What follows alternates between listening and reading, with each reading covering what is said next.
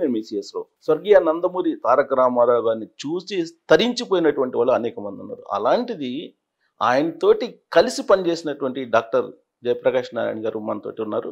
ఆయనతోటి ఇంటరాక్ట్ అవుదాం. ఎన్టీఆర్ గారితో ఉన్నటువంటి అనుభవం, అలాగే ఆయనతో ఉన్నటువంటి అనుబంధం ఏంటనేది తెలుసుకుందాం. సార్ నమస్తే. నమస్తే సుబ్రావ్.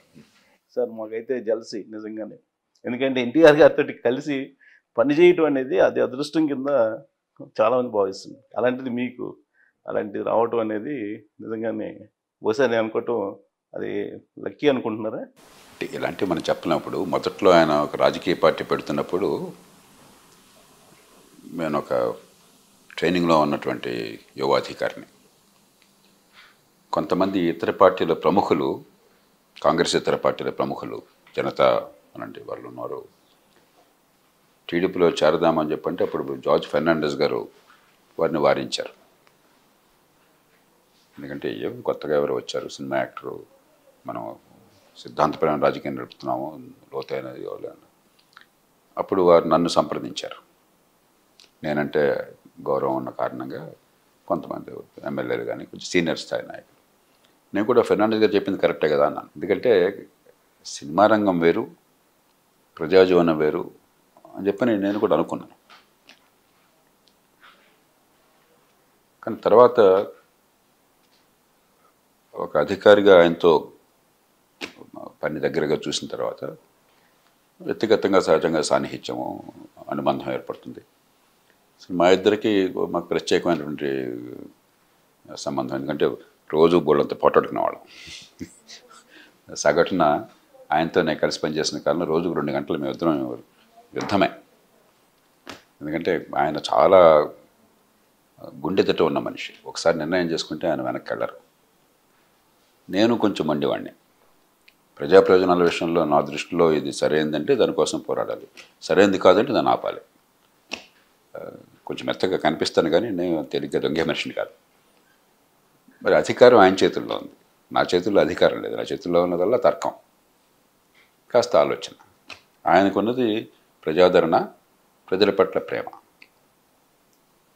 గొప్ప ఆవేదన, మంచి హృదయం. కాబట్టి సంఘర్షణ అంటానికి వెళ్ళలేదు. చాలా సందర్భాల్లో అది అనివార్యం. కానీ ఆయన చూస్తే అసలు మాట్లాడటానికి ధైర్యం చేయలేని పరిస్థితుల్లో ఉండేవాళ్ళు చాలామంది అంటారు. అంటే ఇప్పుడు అయినా కూడా ఆయన మాట్లాడనిచ్చారంటే ఆయన గొప్పతనం. అది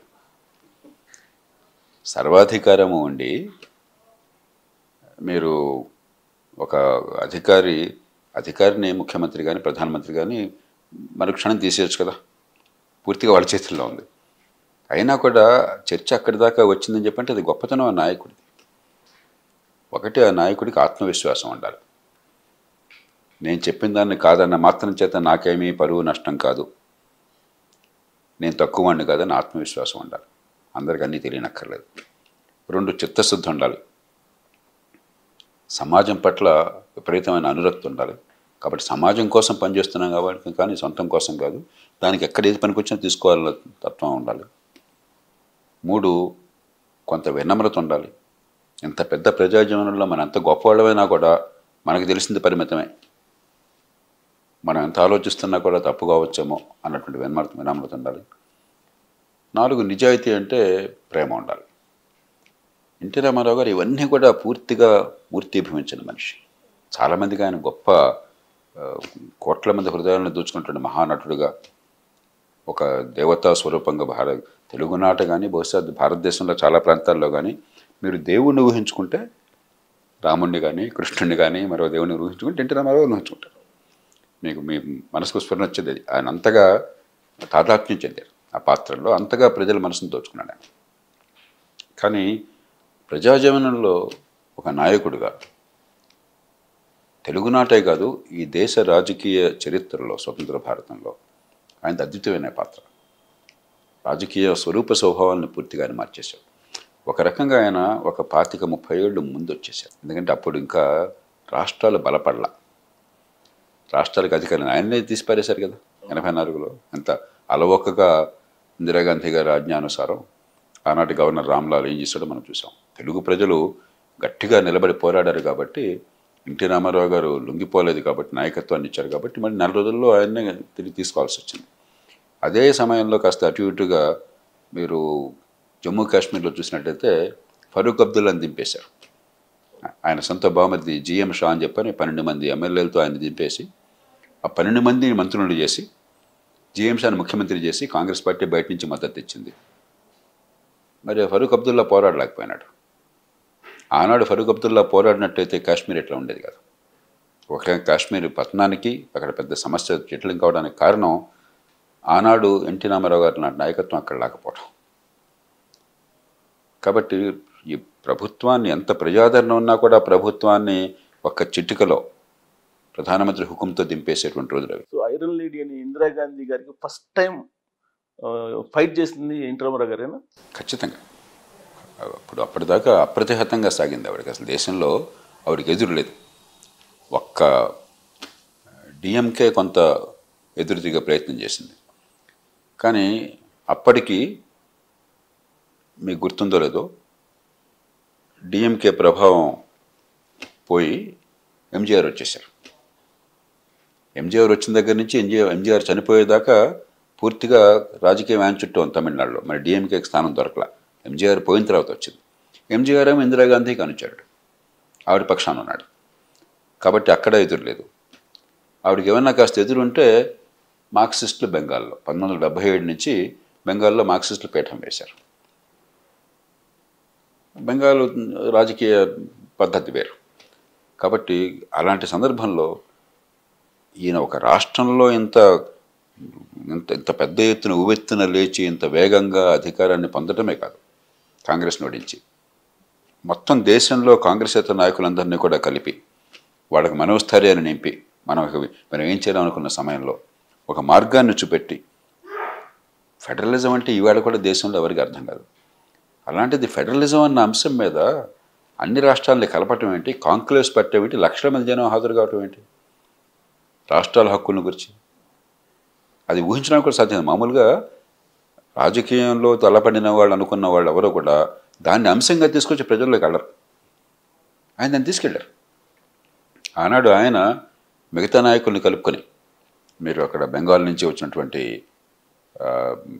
జ్యోతి బాసు కావచ్చు, ఒరిస్సా నుంచి వచ్చిన బిజు పట్నాయక్ గారు కావచ్చు, రామకృష్ణ హెగ్డే కావచ్చు కర్ణాటక నుంచి, లేకపోతే తమిళనాడు నుంచి మనకి కరుణానిధి కావచ్చు, ఫరూక్ అబ్దుల్లా కలిసి ఉన్నారు ఆయన కావచ్చు, వీళ్ళందరినీ కలిపి వాళ్ళకు ఒక మార్గాన్ని చూపెట్టి ప్రజలను ఉత్తేజపరిచేసరికి సర్కారీ కమిషన్ వచ్చింది. ఆ తర్వాత దేశంలో పరిష్కరించడంగా మరి ఇప్పుడు రాష్ట్రాలు పూర్తిగా బలపడ్డాయి. ఆయన ఆనాడు మొదలెట్టిన పోరాటానికి ప్రతిఫలం ఇవాళ రాష్ట్రాలకు పూర్తి స్వయంనాధికారం ఉన్నది. ఇప్పటికేదో మనం అంటుంటాం రాజకీయంగా ఏదో చేస్తుంటే అంత కేంద్రీకరణ అయిపోయింది, ఢిల్లీ నిర్ణయం పెత్తనం చేస్తుంది. వాస్తవం కాదు అది. నేను నిర్మోహటం చెప్తాను, ఏ పార్టీ ప్రభుత్వం ఉన్నా కూడా ఢిల్లీలో ఇవాళ రాష్ట్రాల చేతిలో పూర్తి అధికారం ఉంది. రాష్ట్రాల భవిష్యత్తు రాష్ట్ర ప్రభుత్వాల చేతిలో ఉంది. అది ఎన్టీ రామారావు గారి దేశానికి ఇచ్చినటువంటి పెద్ద వరం. అట్లాగే ఆత్మస్థైర్యం కోల్పోయినటువంటి కాంగ్రెసేతర నాయకుని కలిపేసి ఒక త్రాటిని నడిపించారు. 1984లో ఇందిరాగాంధీ గారు ఓడిపోయిన తర్వాత మరి ఆమెను భయంకరంగా ఆమె దుర్మరణాన్ని పాలయ్యారు. ఈ దేశంలో మనసున్న ప్రతి మనిషి కూడా పార్టీలకు అతీతంగా మన ప్రధానమంత్రిని ఆవిడ అంగరక్షకులై కాల్చిపట్టేస్తే ఎవరు ఉంటారు? దేశమంతా స్పందించింది. అలాంటి ఉద్విగ్న భరిత వాతావరణంలో కూడా తెలుగునాట ఎన్టీ రామారావు గారు 35 సీట్లు సంపాదించారు. ఆనాడు ఇంకే పార్టీ, కాంగ్రెస్ తర్వాత ఇంకే పార్టీకి సీట్లు లేవు. బీజేపీ గుర్తులేదు మీకు, 2 సీట్లు దేశంలో. వాజ్పేయి గారు ఓడిపోయినారు. ఒక్క సీటు దానిలో తెలుగునాట వచ్చింది. వరంగల్ బయట హనుమకొండ నుంచి జంగారెడ్డి గారు బీజేపీ సీటు. ఎన్టీ రామారావు గారితో మద్దతు వల్ల ఆయన ఆశీర్వాదం వల్ల వచ్చిన సీటు. కాబట్టి ఆయన ప్రతిపక్షంగా ఆయన ఒక్కడే నిలబడ్డాడు అక్కడ. వీళ్ళందరినీ కలిపి వాళ్ళకి ధైర్యాన్ని ఇచ్చారు. అలాగే రాజకీయాన్ని ఎన్టీ రామారావు వచ్చేదాకా దేశంలో రాజకీయం ఏమిటి అంటే ఒక స్వతంత్ర పోరాటంలో పాల్గొన్న వాళ్ళు, పెద్దలు, మంచి పేరున్నవాళ్ళు, మోతుబరులు, భూస్వామ్య వర్గానికి చెందిన వాళ్ళు నాయకులు. ఎప్పుడు 5 ఏళ్లకు ఒకసారి మన దర్శనం ఇచ్చేవాళ్ళు. వాళ్ళని గురించి గొప్పగా చెప్పుకునేవాళ్ళం. ఎలక్షన్ వస్తే కాస్త ఊరికి అలా వచ్చేవాళ్ళు, ఊళ్ళో నలుగురు కలిసేవాళ్ళు. ఒక పెద్ద ప్రొసెషన్ ఉండేది ఎలక్షన్ టైంలో. నాకు బాగా గుర్తున్నది, కాంగ్రెస్ పార్టీ కొన్ని డజన్ల లారీలతో జనాన్ని తీసుకుపోయేవాళ్ళు. ఊళ్ళో జనం అంతా కూడా కర్పూర హారతి వెలిగించేవాళ్ళు, లేకపోతే పానకం పంచేవాళ్ళు, మజ్జిగ ఇచ్చేవాళ్ళు, మంచినీళ్ళు ఇచ్చేవాళ్ళు. అదే ప్రచారం అయిపోయింది. అలాంటిది రాజకీయాన్ని జనం దగ్గరికి తీసుకుపోయి జనాన్ని స్పందింపజేసి ఏ అంశాల మధ్య పోరాటం జరుగుతుందో అర్థవంతంగా చేసింది మొట్టమొదటి చేసింది ఎన్టీ రామారావు గారు. ఎన్నికైన తర్వాత ఎవరు ఏ పార్టీ వాళ్ళైనా కూడా, అప్పటిదాకా ఒకసారి ఎన్నికైన తర్వాత ఆయన మహారాజు, ఆయన తర్వాత ఎలాంటి వాడైనా కూడా ఎన్నికైన వాడు, ఏ పార్టీ వాడైనా వ్యక్తిగతంగా నిజాయితీ పడిన కాకపోయినా కూడా ప్రజల చుట్టూ తిరగకపోతే, నిరంతరం ప్రజలకు అందుబాటులో లేకపోతే రాజకీయం సాధ్యంగా అనేది కల్పించింది ఎన్టీ రామారావు గారు. ఇవాళ ఏ పార్టీనే మీరు చూడండి, మన పార్టీని తిడుతుంటాం, ఎమ్మెల్యేలను తిడుతుంటాం, మనకు అదే జన్మ హక్కు అయిపోయింది. అది రాజకీయంలో ఉంటే వాడు కర్మ అనుకుంటున్నాడు, మనం తిడుతున్నాం. దుష్పరిపాలన వస్తుంది, మన కర్మ అనుకుంటున్నా బాధపడుతున్నాం. రెండు జరుగుతున్నాయి. కానీ ఎలాంటి వాళ్ళైనా కూడా వేరే కారణాల వల్ల పరిపాలన సరిగ్గా లేదు, కానీ రేయింబవళ్ళు ఎమ్మెల్యేలు ప్రజలకు అందుబాటులో వస్తుంది, లేకపోతే రాజకీయం నిలబడడం అసాధ్యం అయిపోతుంది. అప్పటిదాకా అసలు ఈ మ్యాస్ పాలిటిక్స్, ప్రజలతో సన్నిహిత సంబంధం 365 ఉండే రాజకీయం ఎన్టీ రామారావు గారు వచ్చేదాకా లేదు. అసలు ఎలక్షన్ టైంలో కూడా క్యాండిడేట్ కనిపించాడు కాదు, గ్రామ స్థాయి లీడర్లకు చెప్పి వెళ్ళిపోతుంది. కరెక్ట్. అట్లాగే 91 నుంచి మనం పెట్టుబడులు, ఇప్పుడు కూడా టెస్లా పెట్టుబడి మన దేశంలో పెట్టాలా వద్దా, ట్రంప్ ఏదో నల్లగోలు పడుతున్నాం కదా మనం. 84లో అసలు ప్రైవేట్ పెట్టుబడులే లేని కాలంలో, లైసెన్స్ పర్మిట్ కోటా రాజ్యం ఉన్న వ్యవస్థలో, కరెంట్ అందనటువంటి దేశంలో, కరెంట్ ఎక్కడ ఉండేది ఆ రోజుల్లో? హైదరాబాద్లో కూడా రోజు 30 సార్లు కరెంట్ పోయేది. గ్రామాల్లో కరెంట్ సంగతి లేదు అసలు. మనకి టెలిఫోన్ ఎక్కడుంది? 84లో టెలిఫోన్ ఎక్కడుంది? హైదరాబాద్లో ఉండేది. 30 కిలోమీటర్ల దూరంలో ఫోన్ చేయాలని చెప్పంటే ట్రంక్ కాల్ చేయాల్సి వచ్చేది. అప్పుడే కొత్తగా 84-85కి అప్పుడు కొంచెం కొత్తగా ఎస్టీడీ వచ్చింది. అప్పటిదాకా అది కూడా లేదు. మనకి 84కి ఇంకా వచ్చినట్లేదు. గ్రామాలు మారుమూల గ్రామాలకు ఇంకా రాలి అప్పటికి కూడా. సో అలాంటి నేపథ్యంలో ఆయన అమెరికా వెళ్ళి ప్రవాస భారతీయుల్ని ఉత్తేజపరిచి పెట్టుబడులు కావాలి, పెట్టుబడులు అనే మాట భారతదేశంలో మొట్టమొదటి ఉచ్చరించిన మనిషి ఎన్టీ రామారావు గారు.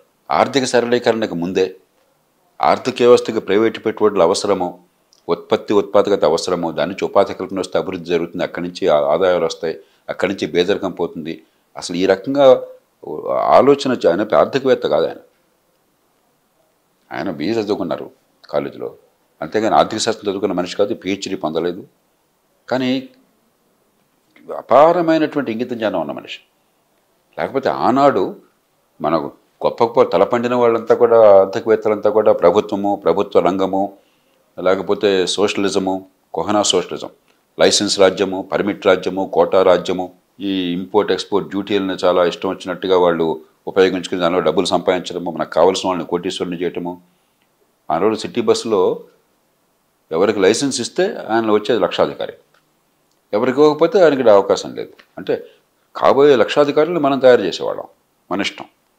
మార్కెట్లోకి పోటీ వల్ల కాదు, ప్రజలు వాళ్ళని ఆమోదించడం వల్ల కాదు, ప్రజలకు పనికొచ్చేది వాళ్ళు చేయటం వల్ల కాదు, ప్రభుత్వంలో ఉన్న అధికార నిర్ణయంతో. అలాంటి నేపథ్యంలో ఆయన విదేశాలకు పోయి ఇక్కడికి పెట్టుబడులు కావాలి రండి, మన కన్నతల్లిని, మన దేశాన్ని కాపాడుకుందాం, ఇక్కడ ఆదాయాలను పెంచుతాం, ఇక్కడ ఆర్థిక వ్యవస్థను పెంచుతాం అని చెప్పని చాలామంది వచ్చారు ఆ రోజుల్లో. వచ్చిన వాళ్ళు పాపం ఇప్పుడు కరెంట్ లేక, ఫోనులు లేక, ఒక ఆయన నాకు కన్నీళ్ళతో చెప్పాడు, పెద్ద ఆయన మీద నమ్మకంతో అభిమానంతో వచ్చామండి, ఆదిలాబాద్ జిల్లాలోనేమో మాకు ఫ్యాక్టరీ ఉంది, అక్కడ రా మెటీరియల్ దొరుకుతుంది, ఆ ఊళ్ళో ఫోన్ కూడా పనిచేయదు, మార్కెటింగ్ వాటి కోసం చెప్పని ఆఫీస్ ఏమో హైదరాబాద్లో ఉంది, ఫ్యాక్టరీకి ఒక సమాచారం ఇవ్వాలి, అక్కడి నుంచి సమాచారం రావాలంటే 3 రోజులు పడుతుంది, మనిషి ఇక్కడి నుంచి వెళ్ళటం రావటం. అలాంటి పరిస్థితుల్లో కూడా, అన్నిటికీ లైసెన్స్ కావాల్సిన పరిస్థితుల్లో కూడా ఆయన భవిష్యత్తును రూపకల్పన చేశారు. కాబట్టి ఎన్టీ రామారావు గారికి చాలామంది జనాకర్షణ ఉంది, బ్రహ్మాండంగా గెలిచారు, 9 నెలల్లో అధికారం, ఇవన్నీ కొంచెం లోతుకి వెళితే ఆయన పాత్ర భారత రాజకీయాన్ని మార్చడంలో చాలా గణనీయమైనటువంటిది. ఇంత పెద్ద పరిజ్ఞానాన్ని ఆయన సంపాదించడానికి కానీ, లేదంటే ఇలాంటి డెసిషన్స్ తీసుకోవడానికి కానీ, ఇప్పుడు మీలాంటి వాళ్ళు చెప్పింది ఆయన వినేవాళ్ళ బాగా? ఆయనకి ఏంటంటే ఆయన పెద్ద పాండిత్యం లేకపోవచ్చు, పుస్తకాల పాండిత్యం లేకపోవచ్చు, కానీ జీవితంలో బహుశా అంత కష్టజీవి ఇంకొకళ్ళు ఎవరు ఉండుంటారు. ఆయన జీవితం అంతా, ఆయన ఎంత గొప్ప పేరు పొందినా కూడా సుఖం ఎక్కడ అనిపించాడు ఆయన. ఆయన ఒక సినీ నటుడిగా కావచ్చు, రాజకీయ నేతగా కావచ్చు, లేకపోతే ప్రభుత్వ నేతగా కావచ్చు, ఒక వ్యక్తిగా కావచ్చు, రెయింబౌల్లో కష్టమే కదా దానికి, పొద్దున్నే సాయంత్రం దాకా. ఆ కష్టజీవి అవటం చేత ఒకటేమో ఆయన ఒక మధ్యతరగతి కుటుంబం, వ్యవసాయ కుటుంబం, గౌరవప్రదమైన కుటుంబం, ఆత్మగౌరవం ఉన్న కుటుంబం డిప్రెషన్లో పడిపోయి 1929లో డిప్రెషన్ వచ్చింది. అప్పుడు ఏమైంది, నాకు ఎన్టీ రామారావు గారు చెప్పారు ఒకసారి, నేను జిల్లా కలెక్టర్గా ఉండగా ఆయన గ్రామం నుంచి వెళ్తున్నాం కారులో. అప్పుడు ఆ గ్రామం సంగతి, రైతుల సంగతి చెప్పారు. ఎందుకంటే అప్పుడు ప్రకాశం జిల్లాలో రైతులు 45 ఆత్మహత్యలు చేసుకున్నారు. ప్రతి పంట శనగపచ్చ పెరుగు వచ్చి. ఆ నేపథ్యంలో నన్ను ఆయన రమ్మన్నారు. నేను ప్రకాశం జిల్లా కలెక్టర్గా ఉన్నాను. ఆయన కృష్ణా జిల్లాకి పర్యటనకు వచ్చి ముఖ్యమంత్రి గారిని ఎయిర్పోర్ట్ కలవండి అని చెప్పని నాకు మెసేజ్ వచ్చింది. నేను ప్రొద్దున్నే ఆ హెలికాప్టర్ వచ్చే టైంకి వెళ్ళిపోయేసి 88లో. సో నేను ఆ హెలికాప్టరు దిగ్గానే ముందు ఆయన కలిసి ఆయనకి పరిస్థితి ఏమిటో, పరిస్థితి ఎలా ఉంది, ఏం చేస్తున్నావు, ఏం చేయాలి, ఇవన్నీ కూడా వివరించి ఆయనకు కావాల్సినటువంటి విజ్ఞాపన పత్రాన్ని అనేది చేతికి ఇచ్చేసి ఒక అరగంట కూర్చున్నాం. నేను నమస్కారం పెట్టి నేను బయటకు వచ్చాను. నేను మా ఊరు ప్రకాశం ఒంగోలు వెళ్ళిపోవాలని చెప్పాను. నేను నా కారు ఎక్కబోతున్నా మళ్ళీ పిలిపి వచ్చింది. సీఎం గారు రమ్మంటున్నారని చెప్పాను. మళ్ళీ వెళ్ళాను. ఏమిటా అని చెప్పారు. నాతో కారులో కూర్చున్నారు. ఆయన కారులో కూర్చోబెట్టారు. అప్పుడు జిల్లా మొత్తం ఆ రోజు రాత్రి దాకా పర్యటన చేస్తూ ఆయనకు పాత జ్ఞాపకాలు గుర్తుంచుకుంటాను. ఆయన మనసు ఆవేదనగా ఉంది. రైతులు ఇంత నష్టపోతున్నారు, ఇంత దగా పడుతున్నారు, ఇన్ని ప్రాణాలు కోల్పోయే పరిస్థితి వచ్చింది, ఏం చేయాలని చెప్పి చాలా ఆవేదనగా ఉంది ఆయనకి. ఆ సందర్భంలో మాట్లాడుతానని చెప్పారు. 2000 రూపాయలు అప్పు చేశారట కుటుంబం. ఈ డిప్రెషన్ అయ్యేసరికి 2000 రూపాయలు అప్పు తెచ్చడం కోసం ఉన్న 8 ఎకరాలు 10 ఎకరాలు మొత్తం భూమంతా అమ్మవలసి వచ్చిందంట. ఈవేళ ఎకరం భూమి అంటే 100 కోట్ల రూపాయలు పెరుగుతున్న వాళ్ళకి 2000 రూపాయలకి 10 ఎకరాల భూమి అమ్మేసుకుని ఉన్న ఊరు వదిలేసి విజయవాడ అక్కడ గుణదల్లో అనుకుంటాను, మాచర్లోనూ గుణదల్లోనూ ఆయన కుటుంబం చిన్న గేదెలు అవి పెట్టుకుని ఆ పాలు అమ్ముకుని ఆయన అక్కడి నుంచి రోజు ట్రైన్లో గుంటూరు వెళ్ళి ఏసీ కాలేజీలో చదువుకుని ఈ కష్టాలన్నీ ఆయనకు గుర్తున్నాయి. చదువుకునే టైంలోనే ఆయన కష్టాలు, ఆయన ఆ కష్టాల నుంచి బయటపడటం కూడా ఆ స్వయం కృషి, ఆత్మగౌరవం, ఇది ఆయన జీవితంలో అనుభవం. అది వెంటనే ఆయనకు ముఖ్యమంత్రి కాగానే, రైతులు కడగంటు కాగానే ఆయనకి ఇవన్నీ గుర్తుకొచ్చినాయి. తాత వానికి ఏంటంటే మనం ఎంపతి అంటాం. మనం అంటే మీ చెప్పుల్లో నేను కాళ్ళు పెట్టడం, మీ సమస్యను నా సమస్యగా నేను అర్థం చేసుకోవడం, అది ఎన్టీఆర్ గారికి పూర్తిగా ఉంది. అట్లాగే అవినీతి అనుకోండి, ఆయన మరి బహిరంగ కూడా చెప్పుంటారు. నాతో 2-3 సార్లు చెప్పారు. ఆయన డిగ్రీ పూర్తయిన తర్వాత సబ్ రిజిస్ట్రార్గా ఉద్యోగం వచ్చిందట ఆయనకి. ఆ రోజుల్లో అంతా మరి డిగ్రీ కదా, కోర్టు గీట అంతా ఉంటుంది అనమాట. ఆ కోర్టుతో వెళ్ళి కోర్టు కుర్చీకి తగిలించి ఆయన కూర్చునేగా పనిచేసుకున్నారట. ఆ రోజు అయిపోగానే మళ్ళీ కోర్టు వేసుకున్నారట. వేసుకుని జేబులు చేపెడితే డబ్బులు కనిపించాయి అంట. ఏమిటిదంటే ఇది మామూలే సార్, అందరికి వస్తే మీ షేర్ మీకు పంపిణీ చేస్తామన్నట. అప్పటికే ఆయన గౌరవ సినిమాకి ఆఫర్ వచ్చిందట. వెంటనే బాబోయ్ నాకు ఇది వద్దని చెప్పని మెడ్రాస్ వెళ్ళిపోయారట. ఆ రకంగా ఆయన సినీ జీవితం ప్రారంభమైంది. ఈ అవినీతిని సహించలేక, దానిలో నేను భాగం కాలేను, నేను చచ్చినా కూడా దీనిలో కానీ చెప్పి వదిలేశాడు. సో దాంతో ఏంటంటే ఆయనకి ఎక్కడ అవినీతి అంటే ఆయనకి కసి. మీకు గుర్తుంది లేదు, ఆయన మొట్టమొదటి అవినీతి మీద పడ్డప్పుడు ఈ భూమి రిజిస్ట్రేషన్ శాఖ వాళ్ళ మీద పడ్డారు. ఎందుకంటే అనుభవం ఉంది ఆయనకి. అట్లాగే ఆత్మగౌరవం ఉన్న మనిషి కాబట్టి చాలామంది చెప్తుంటారు ఆయనకి. కొన్ని సందర్భాల్లో ఇబ్బందులు వస్తే పస్తులైనా ఉన్నాడు కానీ ఆయన ఎవరిని చేర్చా అర్థించలా. మంచినీళ్ళు తాగైనా కడుపు నింపుకున్నాడు కానీ ఆయన ఎవరిని చేర్చా అర్థించలా. అలాగే విజయ ఫిల్మ్స్ వారి గురించి కథ చెప్తారు. ఎన్టీఆర్ గారిని హీరోగా పెడతామని ఒప్పందం. నెలకి ఇంత 6 రోజులు పారితోషికం, స్టూడియోకి అటాచ్డ్గా నటులు. ఎందుకో అప్పుడు నాగేశ్వరరావు గారితో ఏదో ఒక సినిమా మంచి హిట్ అయిందట ఆ రోజుల్లో. అందుకని ఈసారి ఆయన పెడదాం హీరోగా, మీ డబ్బు మీకు ఇస్తాం అన్నట్ట. నాకు అక్కర్లేదు, డబ్బు కూడా మనేయండి అయితే అన్నట్టు. నాకు డబ్బు పోయినా పర్లేదు కానీ ఆత్మగౌరవం నిలబడాలి, నాకు ఆ మాట ఇచ్చారు, నేను మళ్ళీ ఇంకో కావడానికి లేదని చెప్పాను. అంటే జీవితంలో కొన్ని విలువల్ని పాటించిన మనిషి, ఎదుటి మనిషి కష్టాలు తీస్తున్న మనిషి. చాలామంది చెప్తారు ప్రొడ్యూసర్ల విషయంలో కూడా, ఆ ప్రొడ్యూసర్కి అనవసరం ఖర్చు అయిపోతుంది, టైంకి వెళ్ళకపోతే, సెట్ ఇంకో గంట ఎక్స్ట్రా అయినట్టయితే, ఆ రోజు షూటింగ్ ఆగిపోతే ఆయన నష్టపోతాడు. పాపం ఎంతో రిస్క్ తీసుకుని పనిచేస్తున్నాడు, పెట్టుబడి పెడుతున్నాడు, అతనికి ఇబ్బంది కలగకూడదు. అందుకని పొద్దున్న 4 గంటలకు వెళ్ళిపోయి కూర్చున్నాడు అక్కడ. కాబట్టి ఏంటంటే ఒకటి వ్యక్తిగతంగా ఉన్న క్రమశిక్షణ, ఆయనకున్నటువంటి శీలము, క్యారెక్టరు. రెండోది ఆయన జీవితానుభవాన్ని ఆయన పూర్తిగా జీర్ణించుకుని నేనేదో చాలా గొప్పవాడిని కాబట్టి ఇలా వచ్చాను అనుకోలేదు ఇప్పుడు కూడా. ఈ సమస్యలు అందరికీ ఉంటాయి. ఆ సమస్య నుంచి బయటపడే అవకాశం వాళ్ళకి రావాలని చెప్పి నిరంతరం తప్పించిన మనిషి. అది ఆయన రాజకీయంలోకి పంపించింది తప్ప నేను స్టార్ని కాబట్టి ఆ స్టార్ రమ్మని సొమ్ము చేసిన అధికారులకు ఇద్దాం అనుకోలేదు. సార్ మీకు ఆయన పాలిటిక్స్ రాకముందు నుంచే ఆయనతోటి పరిచయాలు ఉన్నాయి? లేదు, పాలిటిక్స్కి వచ్చిన తర్వాత నాకు అసలు ఆయన ప్రొఫెషనల్గానే అంతే. మీకు నా మొట్టమొదటి ఆయనతో ఎలా అయిందంటే, విశాఖ జిల్లాలో జాయింట్ కలెక్టర్గా ఉండగా ఆ రోజుల్లో ఎన్టీ రామారావు గారికి రాష్ట్ర ప్రభుత్వానికి జాతీయ స్థాయి ప్రభుత్వానికి ఉప్పు నిప్పు. ఎందుకంటే ఈ ఒక్కటే కదా ఎదురు తిరిగే ప్రభుత్వం. రాజీవ్ గాంధీ గారు జాతీయ స్థాయి అధికారంలో ఉన్నారు.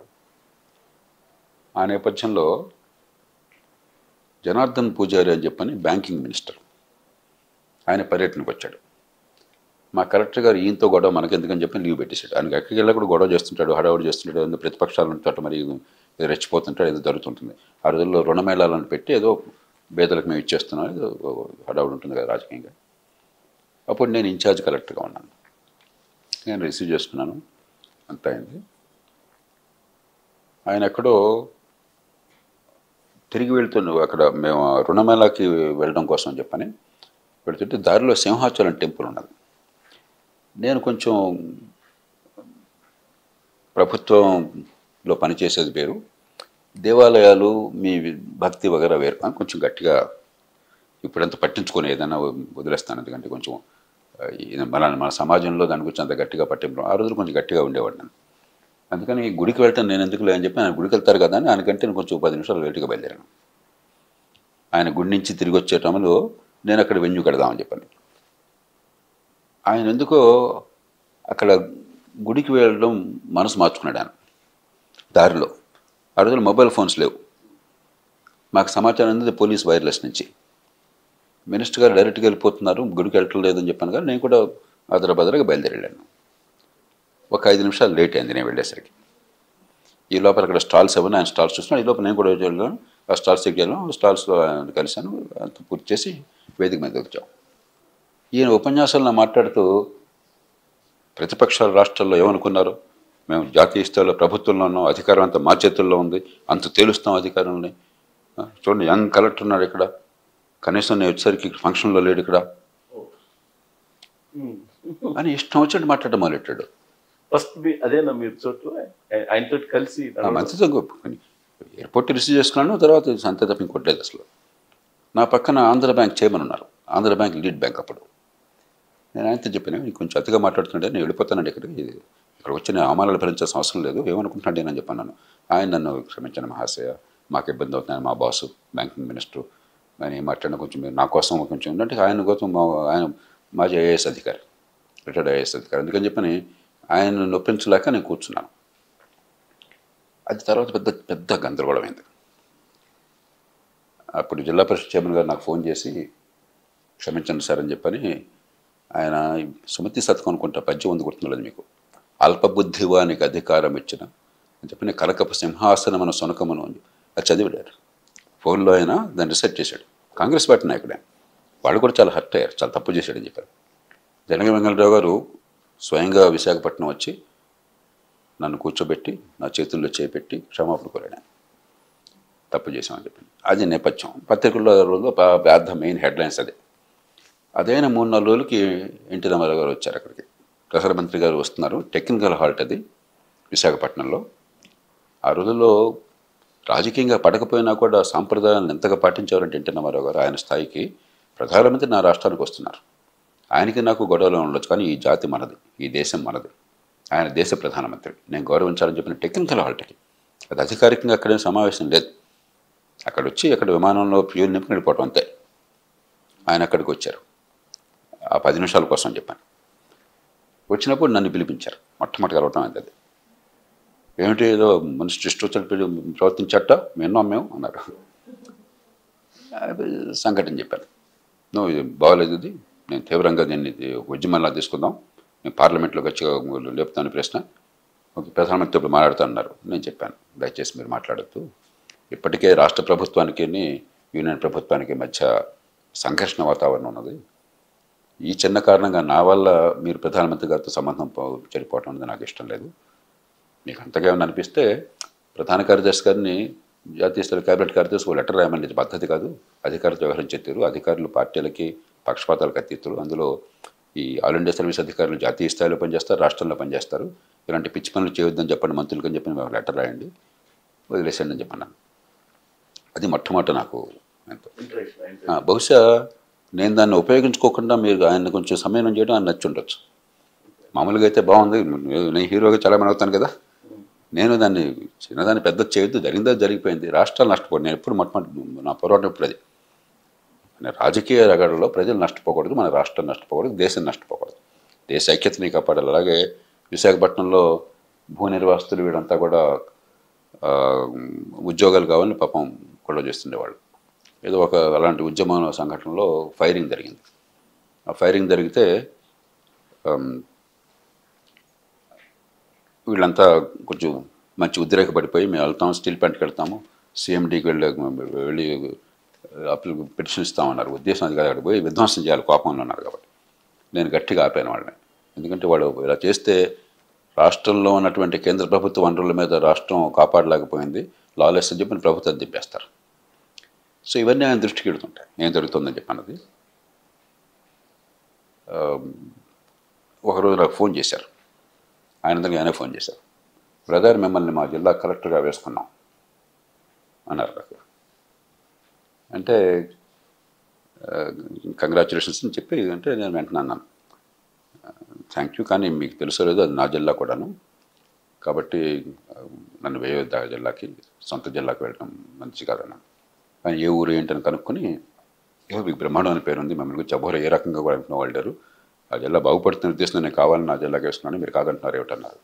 అలా కాదు, మీకు చెడు పేరు వస్తుంది, నాకు చెడు పేరు వస్తుంది, ఇంకో జిల్లాకి వెళ్ళింటే అప్పుడు ప్రకాశం జిల్లాకి నన్ను వేసి ఆ జిల్లాకి వేసిన కలెక్టర్ని కృష్ణాకి వేశారు, రాజేష్ని. అది రెండవ సంభాషణ. ఆ తర్వాత నుంచి ఒక జిల్లా కలెక్టర్గా చాలా మంది, ఎందుకంటే అక్కడ ప్రకాశం జిల్లాలో నీటిపారుదల పథకాల్లో ఆయన 100% మద్దతు ఇచ్చారు. రైతులకు సంక్షోభం వచ్చినప్పుడు కానీ, లేకపోతే నీటిపారుదల పథకాల విషయంలో కానీ ఎత్తిపోతలు. అందుకని రాష్ట్రంలో దేశంలో ఎక్కడ జరగని రీతిలో కేవలం ఆయన ఆశీస్సులతో మద్దతు 2 లక్షల ఎకరాలు చాలా అతి తక్కువ ఖర్చుతో పనిచేయగలిగాం ప్రజల భాగస్వామ్యం. అది ఆయన చాలా ఆనందాన్ని కలగజేసింది. దానిలో కూడా పోట్లాడేవాడిని నేను. అంటే ఆనందపడితే నాకు లాభం లేదండి, మరి అనుకున్న దానికంటే పథకాలు ఎక్కువ దొరుకుతున్నాయి, డబ్బులు కావాలి అని చెప్పంటే డబ్బులు ఉన్నాయా లేదా, అధికారులు మళ్ళా గులాలు పడేవాళ్ళు. నేను గట్టిగా నిలబడి జిల్లా ప్రజలకి హక్కు ఉన్నది, మేము బెగ్గసం కాదు, మేము ఇంకో చోట ఎక్కడ ఇలా జరగట్లేదు, ఇవ్వకుండా వెళ్ళకుంటారు వాడిని అని ఒప్పేసుకున్నాడు. సో అట్లాగా ఆ రోజుల నుంచి కూడా కలెక్టర్గా అనుబంధం బాగా పెరిగింది నాకు ఆయనతో కలెక్టర్గా ఉన్నప్పుడు. ఆ తర్వాత రిలేషన్ ఎలా? ఇక ఆ తర్వాత తరచూ కలుస్తుండేవాడిని. హైదరాబాద్ వచ్చినప్పుడు కలెక్టర్ కలుస్తుంటారు. వేరే ఉద్యోగాలు ఉన్నా కూడా నేను ఇక్కడ ఆయన ప్రభుత్వంలో ఉన్నా లేకపోయినా కూడా నేను ఎప్పుడు ప్రభుత్వంలో లేని చూసే మనిషిని కాదు. ఉదాహరణకి వెంగళరావు గారు వేరే పార్టీ నాయకుడు కన్నా కూడా నేను కలిసేవాడిని. అలాగే నేను చెన్నారెడ్డి గారిని మొట్టమొదటి కలిసింది పీసీసీ ప్రెసిడెంట్గా, ఎన్టీ రామారావు గారు ముఖ్యమంత్రిగా ఉండగా ఆయన పీసీసీ ప్రెసిడెంట్, ఆయనకు ప్రభుత్వంలో స్థానం లేదు, ఆయన నేను కలిశాను. అట్లాగే అద్వానీ గారు బీజేపీ నాయకుడు, అప్పుడు ఆయనకు పదవి లేదు, ఏమీ లేదు, ఆయన కలిసి ఏంటంటే నేను మనుషులకు గౌరవం ఇచ్చేవాడిని, పదవికి కాకుండా వాళ్ళ చరిత్ర, వాళ్ళ స్థాయి, దాన్ని బట్టి. కాబట్టి పదవులు లేనప్పుడు కూడా ఎన్టీ రామారావు గారిని అప్పుడప్పుడు కలుస్తుండేవాడిని. నిర్మోహాటంగా మాట్లాడి ఆయన తెలుసు కదా, పూర్తిగా ఒకసారి అర్థమైన తర్వాత, మనిషి అంటే అర్థమైన తర్వాత కొండ బద్దలు కొట్టేవాడిని నేను చెప్పిన. అదే సమయంలో చేయాల్సిన పని అయితే ప్రాణం వడ్డీ చేసేవాడిని. దానికి ఆయన బాగా ముగ్ధులైపోయేవారు. సో ప్రొఫెషనల్గా ఉండే అనుబంధం చెప్పారు, పర్సనల్గా ఉండే అనుబంధాలు ఏమన్నా ఆయన షేర్ చేసుకునే ఉన్నాయి? అసలు ఆయన మా నాన్నగారి కంటే పెద్ద వయసు, అధికారము అనుభవంలో చాలా అగ్రస్థానంలో ఉన్నారు. ఒక్కసారి కూడా నువ్వు అంటే నేను వెళ్ళదండి. మీరు జయప్రకాష్ గారు, ఆయన కుటుంబీక సభ్యులను కూడా, పిల్లలను కూడా గారు. అట్లాగే మామూలుగా అగ్రస్థానంలో ఉన్నవాళ్ళు, జీవితంలో విజయం సాధించిన వాళ్ళు ఇంకొకరికి చులకనగా మాట్లాడతారు. నేను ఆయన ఇంకొకరికి చులకనగా మాట్లాడటం నేను వెళ్ళదండి. ఎంత ఆత్మస్థైర్యం ఉన్న మనిషి అంటే ఇతరుల్ని గౌరవించడం తప్ప ఇతరుల్ని తక్కువ చేయాల్సిన అవసరం ఆయన లేదు. చాలామందికి సంగతి తెలియకపోవచ్చు. అసలు చులకనగా ఆయన నోటి నుంచి ఇంకొకరికి మాట్లాడటం నేను వినలేదు. బాగా విపరీతమైన ఆగ్రహం వస్తే అప్పుడు ఆయన కొంతమంది తిడతారు తప్పితే ఆ సందర్భంలో ఎదురుగా అది కూడాను వేరే దూరంగా తిట్టడం సమస్య ఉండదు. ఆ తప్పు చేస్తే వాడు ఒకటి రెండు సందర్భాలు అవినీతికి పాల్పడ్డ వాళ్ళు ఉంటే దానికి అది తెలిస్తే ఆయన దహించిపోయిన తీరు నేను చూశాను. ఆగ్రహోదకుడు అయిపోయాను నేను. అది తప్ప అసలు ఇంకొకరిని అవమానించడం కానీ ఏకవచనంతో సంబోధించడం కానీ మనం చూడం. రెండోది, అవతల మనిషిలో కనుక మంచితనము చిత్తశుద్ధి ఉందనుకుంటే ప్రాణం పెట్టేస్తాను నేను. మనమందరికీ ఎన్టీ రామారావు గారి గాంభీర్యం తెలుసు. ఆయన అంత కాఠిన్యం, అంత భయము, ఉగ్ర రూపము, కళ్ళు అది చూస్తారు. ఆయన వృతం ఎంత నవనీతమో ఎవరికి తెలియదు. వెన్నలాంటి మనసు ఆయనకి, బోళాశంకరుడు ఆయన. అవతల మనుషులు మంచితనం అంటే కరిగిపోతారు పూర్తిగా. చాలా ఉదార హృదయుడు ఆయన. నిజాయితీ విషయంలో ఆత్మగౌరవంతో పాటు అసలు మీరు ఆలోచించడానికి ఒక ఆస్కారం లేదు. ఒకటి నిజాయితీ నైతికమైనది, రెండు ఇంకోటి మనం ఆశించడం ఏంటి, మన ఆత్మగౌరవానికి ఇది భంగం. Extraordinary conduct character. అసలు టెంప్టేషన్ లేదు ఆయనకి, ఇసుమాత్రం టెంప్టేషన్ లేదు. ఆ టెంప్టేషన్ ఉన్నాడు చూస్తే ఆయన కోపం. నేను చెప్పాను, అందరూ అలా ఉండలేరండి, వదిలేద్దాం, మనం పరిపాలన చేయాలి, మనం అందరితో అన్ని చోట్ల పొట్టాడు పెట్టుకుంటే చివరికి పని జరగదు అని చెప్పి నేను నచ్చచెప్పేవాడిని. అంత అంత కరెక్ట్ ఉండాలి మనిషి, చిత్తశుద్ధి ఉండాలి. ఆడపిల్లలు కష్టపడితే ఆయనకి కన్నీళ్ళు వస్తాయి. ఆయన ముఖ్యమంత్రిగా ఉన్నప్పుడు ఆస్ట్రేలియా నుంచి ఒకరు ఫోన్ చేసి ఉదయ పని మాట్లాడుతుంది, ఏమండి మీరు ముఖ్యమంత్రిగా ఉన్నారు, ఆవిడ పర్సనల్ ప్రాబ్లం వచ్చి మీతో మాట్లాడుతుంటే మీరు గంట సేపు టైం ఇవ్వటం ఏంటి అని చెప్పంటే, ఆడబిడ్డ కష్టపడుతుంది జయప్రకాష్ గారు, ఎవరో ఒకరు పట్టించుకోవాలి కదా. ఒక ఆడపిల్ల కష్టం వస్తుందంటే ఆయన సహించలేడు. మొహమాటం చాలామందికి ఆ సంగతి తెలియదు. నేను ప్రకాశం జిల్లాలో అనుకో ఒక కాలేజీ, ప్రైవేట్ కాలేజీ, మంచి బాగా నడుస్తున్న కాలేజీ చీరాల్లో, మీరు విని ఉంటారు, విఆర్ఎస్వైఆర్ అని కాలేజ్ అనుకుంటాను. ఆ కాలేజ్ వరకు ఏదో 2 గ్రూపుల మధ్య తగాదాలు వచ్చిన వాళ్ళకి, బాగా నడిచే కాలేజీ. నా దగ్గరికి వచ్చారు ఆ పేచీ తీర్చడం కోసం. నేను కోపటి పంపించాను, మీకేమైనా బుద్ధి ఏమైనా ఉందా, మీకేదో పని పాటలకు మీరు తన్నుకోవచ్చు, నేను జిల్లాలో 30 లక్షల మంది జీవితాలు చూడవలసిన వాడిని, మీకేదో తగాదాలను కాబట్టి నేను మీతో కూర్చొని పంచాయతీ చేయడం కోసం నేను పండి మీరు మీ సంగతి మీరు చూసుకున్నాను అన్న. అది అయ్యాక నాకు తెలిసింది, ముఖ్యమంత్రి గారి దగ్గర వారం రోజులు కూర్చున్నారు వీళ్ళని చెప్పని. నేను తర్వాత వచ్చి ఆయనతో అన్నాను, ఏమంటే నాకు మీరు పెట్టినటువంటి కలెక్టర్గా నాకు టైం లేదని నేను చివరిటేసి పంపించాను, టైం ఉందా లేదని కదా అసలు ఈ పేరు మనకెందుకు ఇదంతా వాడి పని చూసుకోవాలని, మీ టైం వాళ్ళు తినేసారంటే ఏంటి అని చెప్పంటే, కాదని లేపని జయప్రకాష్ గారు వాళ్ళు వచ్చారు అని చెప్పని అంటున్నారు. సో మొహమాటం ఆయనలో. ఇక మీరు కొసరి భోజనం వడ్డించేవాడు.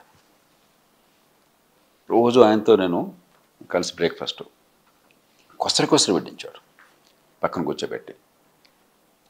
ఒకరోజు ఏదో మా ఇద్దరికి ఏదో విషయం మంచిగా బాగా తగదైంది. నాకు చికాకు వేసింది కొంచెం. పొద్దున్నే 5 గంటలకి వెళ్ళిపోయి 1 గంట 6 గంట కూర్చున్న తర్వాత బ్రేక్ఫాస్ట్కి టైంకి వెళ్ళేవాళ్ళం ఇంటి లోపలికి, అదే ఒక స్టాండర్డ్ మాకు. ఆ రోజు బ్రేక్ఫాస్ట్ టైంకి నేను అంతా వెళ్ళకుండా బయటకు వచ్చాను. బయటకు వచ్చేసరికి నాకు మనస్కరించరా ఏదో చికాకు ఉందని చెప్పాను. నాకు ఎవరినో పంపించారు, ఆయన పెద్ద ఆయన ఒక ఆయన పంపించారు. బ్రేక్ఫాస్ట్ నాకు బాగోలేదండి, చికాకుగా ఉంది, నాకు మనసు బాగలేదు అని. మళ్ళీ వెళ్ళి, లేదు పెద్ద ఆయన మీరు వస్తే కానీ బ్రేక్ఫాస్ట్ చేయడానికి కూర్చున్నారు, ఆయన తట్టలేదు, మీరు రావాల్సిందంటే వెళ్ళాను. నేను వెళ్ళేసరికి కొంచెం మౌనంగా అయితే ఉంటున్నాను మాట్లాడకుండా. లక్ష్మీపార్వతి గారు, జయప్రకాష్ గారు ఇప్పుడు సరదాగా మాట్లాడుతుంటారు, మీరు ఇవాళేం అసలు మాట్లాడట్లేదు, మౌనంగా ఉన్నారంటాను. లక్ష్మి ఆయన్ని ఇబ్బంది పెట్టుకోక, కొంచెం చికాకులో ఉన్నారు, నేను పోట్లాడుతుంది ఆయనతో. కానీ చూడండి ఆయనలో ఎంత ఉదార మనస్తత్వం చూడండి, చాలా గొప్ప మనిషి ఆయన. చికాకు పెట్టిన అంశం ఏంటి సార్ మీ ఇద్దరి మధ్య? రోజు మాకు ఏదో ఒకటి ఉండేది. ఆయనేమో ఆవేశం, వేగంగా పని జరగాలన్న కోరిక. తర్వాత ఆయనది చాలా సందర్భాల్లో ఒక స్వచ్ఛమైనటువంటి స్ఫటికం లాంటి మనసు. కాబట్టి ఆ రోజున ఉదయం కొంచెం గట్టిగా ఆయన మనసుకు వచ్చినట్టుగా ఉన్న విషయం చెప్పగానే ఆయన వెంటనే కరిగిపోయి చేయాలనుకునేవాడు. నా బాధ్యత ఏమిటి, సాధ్యాసాధ్యాల పరిశీలన, దీనిలో జరిగే ఇబ్బందులు, నష్టాలు, పర్యవసానాలు ఇవన్నీ ఆలోచించాలి కదా. ఆయన ఒకసారి అనుకున్న తర్వాత అందులో ఆయన ఏంటంటే ఒక గొప్ప కళాకారుడు కాబట్టి ఆయనంతా ఒక దృశ్యం. ఇప్పుడు చాలామంది కళ్ళ కట్టేట్టు వర్ణిస్తారు కాన్సెప్ట్ని, ఎందుకంటే వాళ్ళు విజువల్గా ఆయన చూస్తారు. ఆయన సినీ కళాకారుడు కాబట్టి ఆయన మనసులో అది ముద్రించి ఉంటుంది. మనమేమో లాజికల్గా సిస్టమేటిక్గా మనం చెప్తాం, మరి ఆయన దృశ్యానికి ఇది తగలరా, ఇది అడ్డుపడుతుంది. కాబట్టి ఆయన కోపం వచ్చేది, నేను ఒప్పుకున్నాను కాదు. సో అలాగా చివరికి ఆయనకి మా ఇద్దరికి ఒక రాసుకున్న ఒప్పందం కాదు, మాటలతో కూడిన ఒప్పందం కాదు, అనుకోని ఒప్పందం ఏంటంటే నన్ను ఒప్పిస్తేగా ఆయన చేసేవాడు కాదు. నేను ఎస్సనాలి, అధికారం పూర్తిగా అయిందని. ఎందుకంటే నేను ఎస్ నో అంటే దాని వెనకాల చాలా ఆలోచన ఉంటుంది, ఇంగిత జ్ఞానం ఉంటుంది, తప్పు చేయకుండా ఉంటామని నమ్మకం ఆయనకుంది.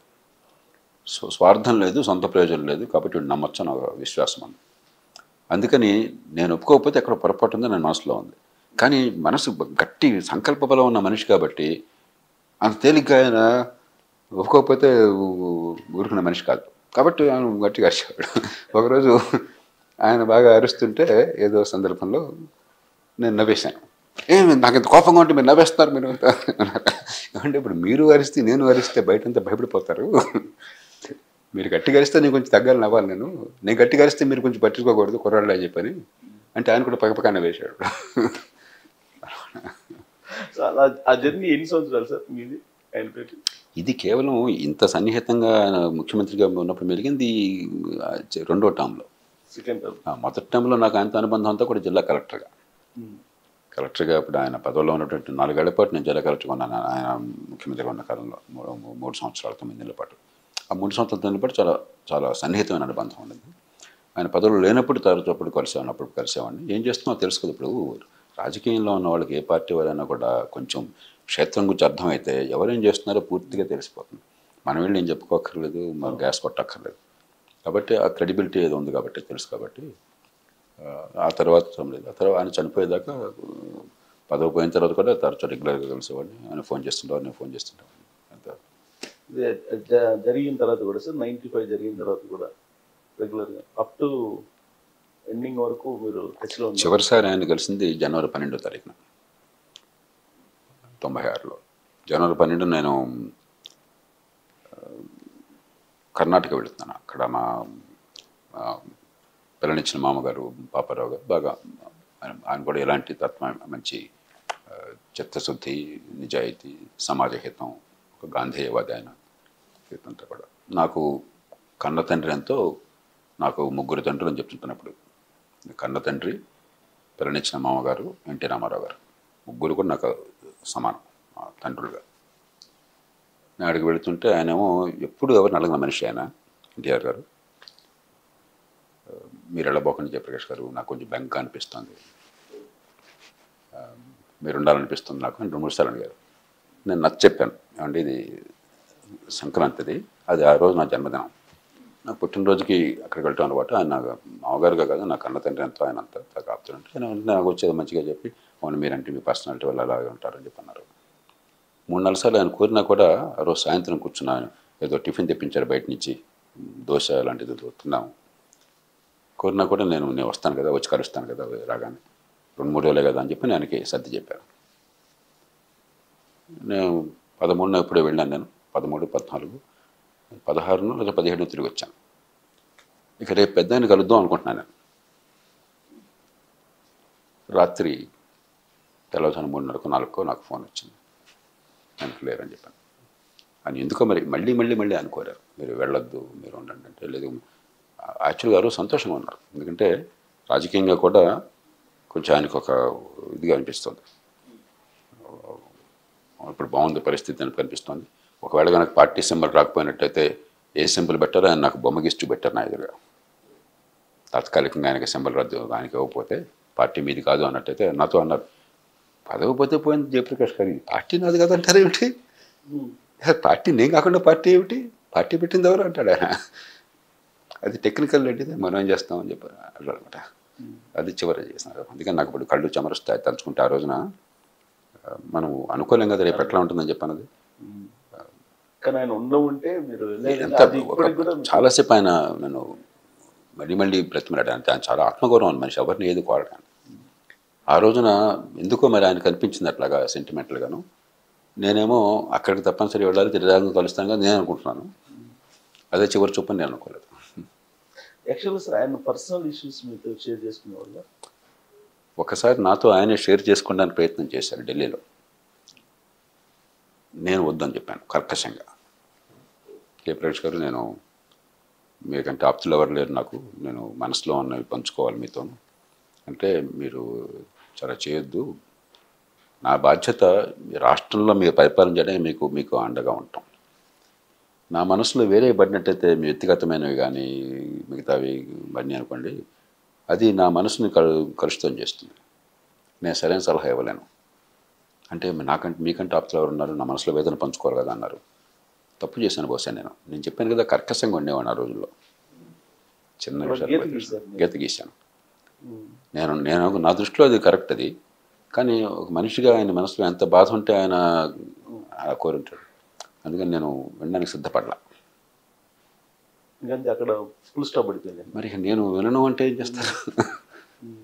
కానీ మీకు కనిపిస్తున్నాయి కదా, అంటే వినకపోయినప్పటికీ జరుగుతున్నటువంటి పరిణామాలు అవన్నీ మీకు కనిపించేవి కదా? లేదు, నిజంగా నాకు కనిపించేవి కాదు. ఎందుకంటే నేను కొంచెం నల్లనివన్నీ నీళ్లు తెల్లనివన్నీ పాలనుకున్న మనిషిని. తర్వాత నన్ను గురించి తెలిసిన వాళ్ళు ఎవరికైనా కూడా నేనేం చేస్తాను, ఏ సందర్భంలో ఏ రకంగా వ్యవహరిస్తాను అన్నది 100% ప్రెడిక్టబుల్. దీనిలో ఏమీ డొనాల్డ్ ట్రంప్ లాగా అన్ప్రెడిక్టబిలిటీ ఏం లేదు. ఎలా స్పందిస్తానన్నది కరతలా మలకం. నాకు సూటిగా వెళ్ళిపోతాను, అందరికీ తెలుసు. తర్వాత పార్టీలో కుటుంబంలో చిన్న చిన్న ఇవన్నీ వింటున్నాను. నా వరకు నేను దాన్ని ఒక హద్దు పెట్టేశాను. ఉదాహరణకి నేను మొట్టమొదటి ఆయన్ని కలిసినప్పుడు అధికారికంగా మళ్ళీ ఆయన ముఖ్యమంత్రి కార్యాలయంలో కాసేపు క్వశ్చన్ ప్రెస్ అయిన తర్వాత ఆయనకు బ్రీఫ్ చేయబోతున్నప్పుడు లక్ష్మీభారతి గారు అనుకున్నారు, ఇది అధికారిక విషయం, లక్ష్మీభారతి గారు మీరు దయచేసి మీరు వెళ్ళండి అని చెప్పాను. వారు కొంచెం సందేహంగా ఆయనకు చూశారు. లక్ష్మి నువ్వు వెళ్ళిపో అన్నారు. That's all. ఇక ఆ తర్వాత ఎప్పుడు అధికారిక విషయాలు ఆయన నేను తప్ప కుటుంబంలో ఇంకోటి ప్రసక్తి లేదు. కాబట్టి అలా నేను గీత గీసాను. అంచేత మనవరు మన పని చేయడం తప్ప మిగతా నేను పట్టించుకోలేదు. సో పరిపాలనలో అడ్మినిస్ట్రేషన్ ఇష్యూస్లో ఎప్పుడు లక్ష్మీపార్తి గారు ఇన్వాల్వ్మెంట్ అసలు లేదు. మౌలికమైన పరిపాలన సంబంధ విషయాల్లో పెద్ద విషయాల్లో ఎక్కడ నేను ఘంటాపథంగా చెప్పాను. ఎందుకంటే నాకు తెలియకుండా నా ప్రమేయం లేకుండా పెద్ద నిర్ణయం ఒక్కటి కూడా జరగలేదు. ఆ ఏ నిర్ణయంలోనూ మూడో మనిషి పాత్ర లేదు. చెప్పాను కదా, మొట్టమొదటి సంభాషణలోనే ఉండడానికి వీలేదన్నా దర్శాలండి. అలాగే నేను కలెక్టర్గా ఉండగా నాకు బాగా గుర్తుంది, ఈస్ట్ గోదావరిలో. అప్పుడు వారు విజయంకులు, ఎన్టీఆర్ గారు విజయంకులు, ఆయన కాకినాడ. గెస్ట్ హౌస్లో అంటే గెస్ట్ హౌస్లో అంటే నేను ముఖ్యమంత్రి గారిని కలవడానికి వచ్చాను. కాసేపు కూర్చున్నాం, ఏదో కాఫీ టీ అనుకుని కూర్చున్నారు, వారు వెంకలో కూర్చున్నారు.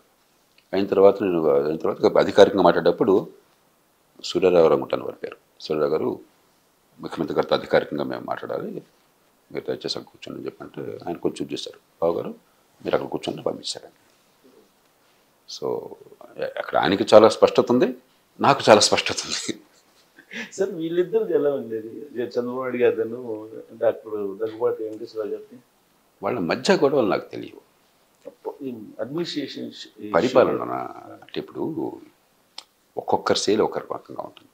చంద్రబాబు నాయుడు గారు ఏంటంటే రాజకీయంలో వ్యూహాలు కొంచెం ఆలోచించడము, అందరినీ కలుపుకుపోవటము, తన బలాన్ని పెంచుకోవటము, కార్యసాధన ఇట్లా ఒకట్లా చేయటం. అది వెంకటేశ్వర గారు ఏంటంటే కొంచెం ముక్కు సిట్టి మనిషి, ఆయనకి లౌక్యం తక్కువ, ఇప్పటి నిజాయితీ పెద్ద.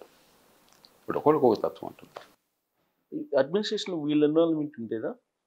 ముఖ్యమంత్రిగా పరిపాలనలో చంద్రబాబు నాయుడు గారు సహజంగా ఆర్థిక మంత్రి, రెవెన్యూ మంత్రి కదా, లేకుండా ఉంటుంది? లేకుండా ఎట్లా ఉంటుంది? ఉండాలి కదా. అసలు నేను గట్టిగా వాదించేవాడిని. అదే డెసిషన్స్ విషయంలో డెఫినెట్గా. ఇప్పుడు అది మీరు అతి సీనియర్ మినిస్టర్గా పెట్టుకున్న తర్వాత మంత్రుల పాత్ర లేకుండా ఎలా ఉంటుంది?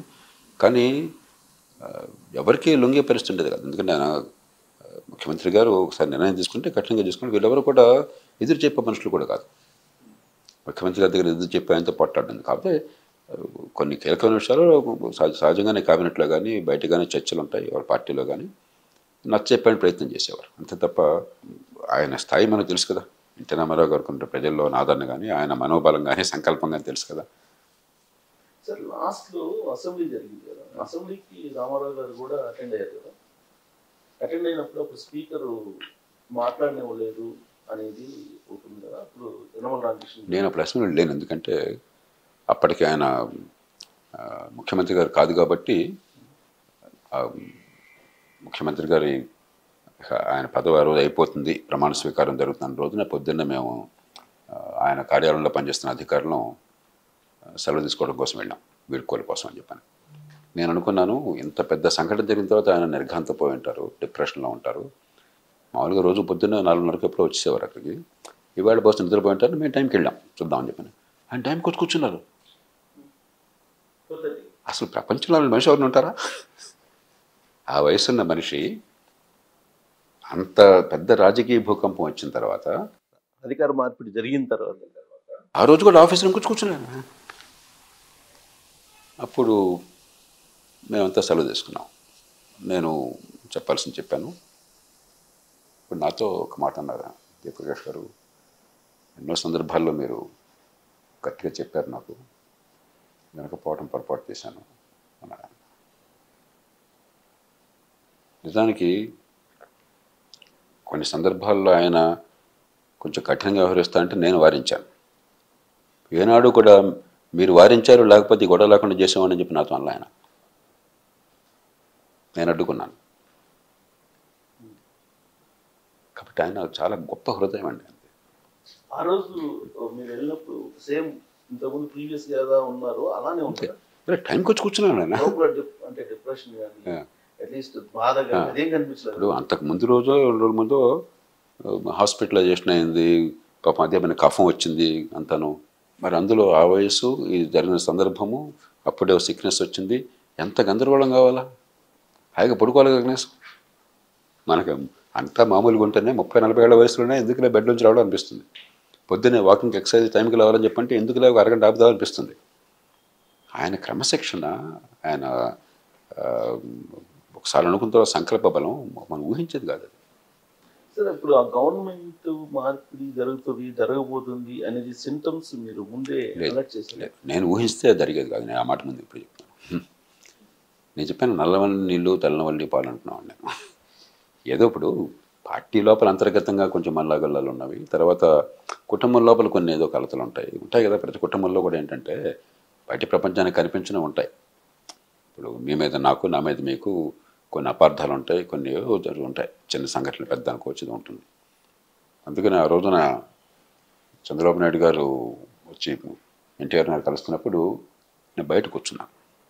ఎప్పుడు నేను బయట ఉండను. 2-3 సార్లు ఆయన నాకు ఫోన్ చేశారు, లోపల నుంచి జయప్రకాష్ గారు మీరు రండి అని చెప్పని. నేను చెప్పాను అంటే లేదండి, కుటుంబంలో బాగా కలతలు ఉన్నాయి, బయట వాడిని ఉంటే నేను ఎంత మీకు ఆపుతుండేనా కూడా నా ఎదురుగా మీరు బయటపడలేరు, నేనుంటే మీకు అవరోధం అవుతాను, కొంచెం ఏదో కాసేపు అరుచుకున్నా ఇంకోటి చేసినా కన్నీళ్లు గాచినా కూడా నేను లేకుండా ఉంటే అది సర్దుకుపోతుందని చెప్పి నేను అన్నాను. 2 సార్లు ఆయన ఫోన్ చేశారు నాకు. 2 సార్లు నేను నచ్చ చెప్పి నేను వెళ్ళా. అది కూడా కరెక్ట్ నిర్ణయం కాదేమో నాకు తెలియదు, మన చేతుల్లో ఏముంది కానీ అంచేత నేను పెద్దగా అంతకుమించి లోతుగా పట్టించుకున్నాను. అధికార మార్పిడి జరిగిన తర్వాత బాబు గారు కలిసారా? మార్పిడి తర్వాత అధికార మార్పిడి తెలియదు అప్పుడు, కానీ కొంచెం ఉధృతం అవుతోంది. 25వ తారీఖు రాత్రి సాయంత్రం 7 గంటలకి ఎప్పుడు ఆ రాత్రి అనుకుంటాను వైస్రాయ్ హోటలు అంతా కూడా ఓ తీర్మానం చేయటము అంతా రాత్రి అది జరుగుతుందని తెలియదు. మీరు ఇంటెలిజెన్స్ మీ దగ్గర మీకు ఇన్ఫర్మేషన్ ఇస్తుంది కదా మీ సీఎం ఆఫీస్లో. మీరు ఇప్పుడు మాది మా అజ్ఞానం కావచ్చు, అమాయకత్వం కావచ్చు, లేకపోతే కొందరు వైఫల్యం కావచ్చు, కానీ ఎవరిది ఏంటని నేను చెప్పలేను. ఇప్పుడు అనుమానించకపోవటం కావచ్చు, అనుమానించడం గొప్పటం కావచ్చు ఏదో చిన్నది అసలు ఇది సాధ్యమేలాగని చెప్పి అనుకుని ఉండొచ్చు మేము. ఆ రాత్రి నాకు అర్థమైంది, అది జరిగిన రాత్రి నాకు అర్థమైంది. ఇదంతా అయిపోయిన తర్వాత రాత్రి 10-11 గంటలకు ఇప్పుడు నేను త్వర దొర గారు, ఐజీ ఇంటెలిజెన్స్ మేము ముగ్గురు వెళ్ళాం. అప్పుడు నాకు ఎవరు చెప్పలా, కానీ నాకు ఆ బాడీ లాంగ్వేజ్ అర్థమైంది. నేను దొరగారితో అన్నాను అప్పుడు, ఈ రాత్రి 24 గంటల్లో ముఖ్యమంత్రి గారు అధికారం పోతుందని అన్నాను. నిజంగా మీరు ఎట్లా ఫీల్ అవుతున్నారు అన్నారు ఆయన. అవునన్నాను. అయితే మరి ఆయన చెప్పాలి కదా అన్నారు. రాత్రి 10 అయిపోయింది అప్పటికి. ఇంట్లో రాత్రి 8 పడుకుంటారు. అప్పుడు కరెక్టే కదా అని మేము వచ్చి పైకి వెళ్ళి నిద్రలేపి ఈలోపు ఇవన్నీ బాగా నేను కోపడి ఏదో ఏదో ఉంటుంది కదా సరే అది కాదు అదంతా అవసరం లేదు ఇప్పుడు చెప్పాను. సో అప్పటిదాకా అంటే పరిస్థితి చేయదారిదాకా నాకు తెలియదు, కరెక్ట్ టైంలో తెలియలేదు మొత్తం. అది నా వైఫల్యం అనుకోండి, అమాయకత్వం అనుకోండి, ఇంకోటి అనుకోండి, తెలియలేదు.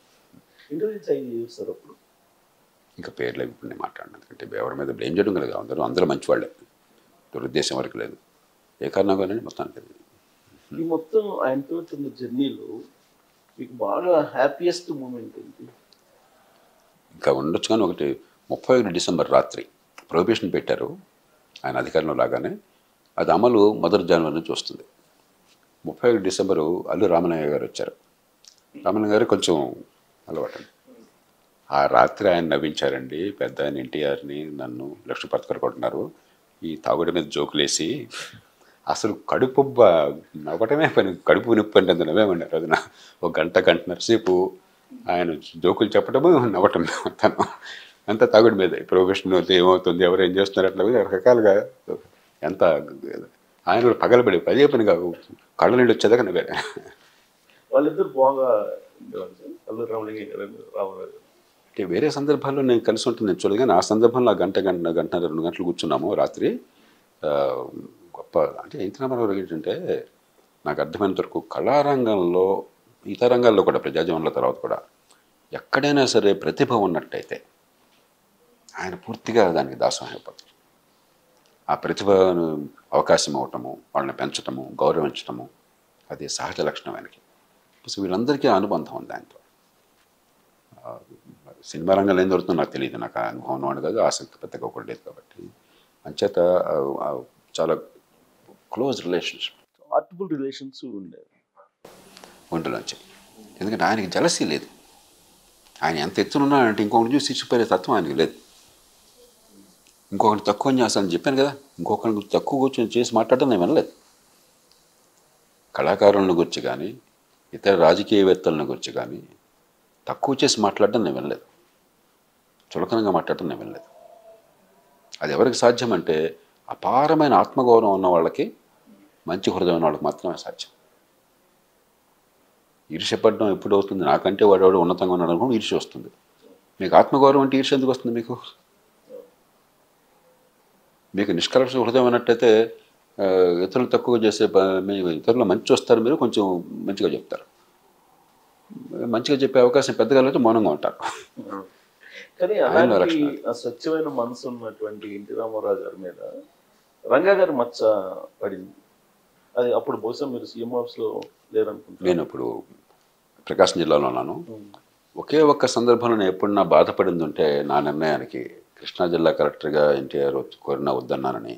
అప్పుడు నేను నాలాంటి వాడు అంటే నిష్కర్షగా బిహేవ్ చేసాను. అక్కడ ఏమైంది బహుశా నాకు తెలియదు, ఏం జరిగిందో వివరాలు తెలియవు, కానీ దూరం నుంచి నాకు అర్థమైంది ఏంటంటే స్థానికంగా రాజకీయ ప్రభావం, కులం ప్రభావం, పార్టీ ప్రభావం రకరకాలు ఉంటాయి. వాటన్నిటిని తట్టుకుని సమన్యాయం ఇస్తున్నాను విశ్వాసాన్ని సమన్యాయం ఇవ్వటమే కాదు, ఇస్తున్నామని విశ్వాసాన్ని కలిగించి కొన్ని సందర్భాలు అవసరమైతే కర్కశంగా పనిచేసే పరిపాలన ఉన్నాను అనుకోండి, పరిస్థితి చేజాటం.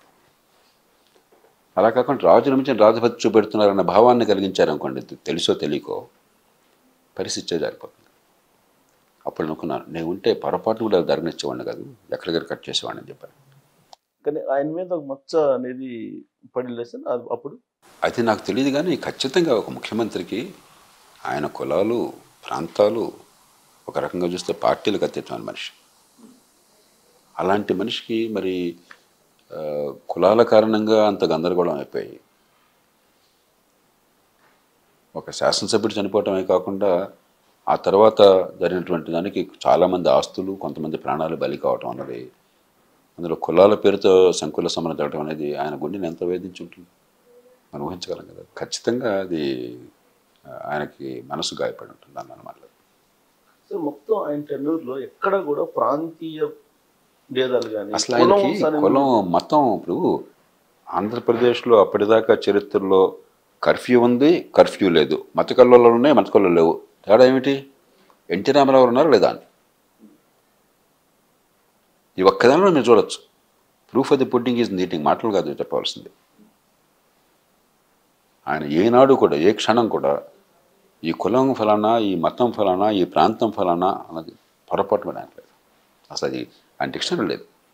నాతో ఏమన్నా ఆయన కొద్దిగా ఫేవర్ చేయండి అని చెప్తే ఒక్కటే మాట చెప్పారు ఏదో సందర్భంలో, కొంచెం బీసీలను గట్టిగా చూసుకోండి అని చెప్పారు ఏదో. ఎందుకంటే రాజకీయంగా కాంగ్రెస్ పార్టీ సహజంగా కొన్ని వర్గాలకి, నా కాంగ్రెస్ ఇతర పార్టీలు దేశం అంతా ఇంకో కొన్ని వర్గాలకు ఉంటుంది. అది రాజకీయం అటువంటి వైస్ ఛాన్సలర్ను ఏదో వేస్తున్నప్పుడు ఏదో సందర్భంలో వచ్చింది అట్లా తప్ప. ఒక చిన్న ఉదాహరణ చెప్తానంటే ఎంత ఎంత అసలు రాగద్వేషాలకు అతీతంగా వ్యవహరించేవారు చెప్పాను. జేఎన్టీయూ వైస్ ఛాన్సలర్ పోస్ట్ వచ్చింది, ఖాళీగా ఉంది. వైస్ ఛాన్సలర్ని వేయాలనుకున్నప్పుడు ఒక్కటే ప్రభుత్వం నుంచి నాకు వచ్చిన ఆదేశం, ముఖ్యమంత్రి గారి నుంచి, ఒక గొప్ప దళిత ప్రొఫెసర్ని మనం చేద్దామండి, ఒక యూనివర్సిటీ కావాలి, జేఎన్టీయూ చేస్తే బాగుంటుంది అన్నారు. అదొక్కటే ఆయన నాకు ఇచ్చిన ఆదేశం. నేను దుర్భిణి వేసి దేశంలో అందరినీ సంప్రదించి బెస్ట్ టెక్నాలజిస్ట్, ఐఐటీలో కానీ ఇంకా ఇతర దేశాల్లో కానీ పనిచేసినటువంటి బెస్ట్ పర్సన్ దళిత బ్యాక్గ్రౌండ్ నుంచి ఎవరని చెప్పంటే ప్రొఫెసర్ దయారత్న గారు అని చెప్పి నాకు మొత్తం వివరాలు ఇచ్చారు. బయోడేటా చాలా ఇంప్రెసివ్గా అనిపించింది నాకు. నేను ఆయన కలవాలా, ఎన్టీ రామారావు ఆయన కలవాలా, ముఖ్యమంత్రి కలవాలా. నేను కేవలం ఈ పత్రాలు చూశాను, నేను చాలా ఇంప్రెస్ అయ్యాను. ముఖ్యమంత్రి గారికి చూపెట్టాను, ఆయనకి వివరించాను. బ్రహ్మాండంగా ఉందన్నారు. ఆయన వేద్దామండి అన్నాను. బ్రహ్మాండం చెప్పి వేసేద్దామన్నారు. ఆయన కానీ నేను కానీ కలవకుండా వైస్ ఛాన్సలర్గా వేశాం.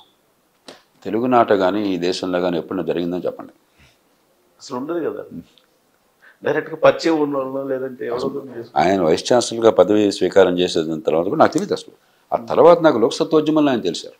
ప్రస్తుతం అనారోగ్యంగా ఉన్నారు, ఇప్పుడు కలుద్దాం అనుకుంటున్నాను. నేను మంచాన పడుతున్నారు విన్నాను.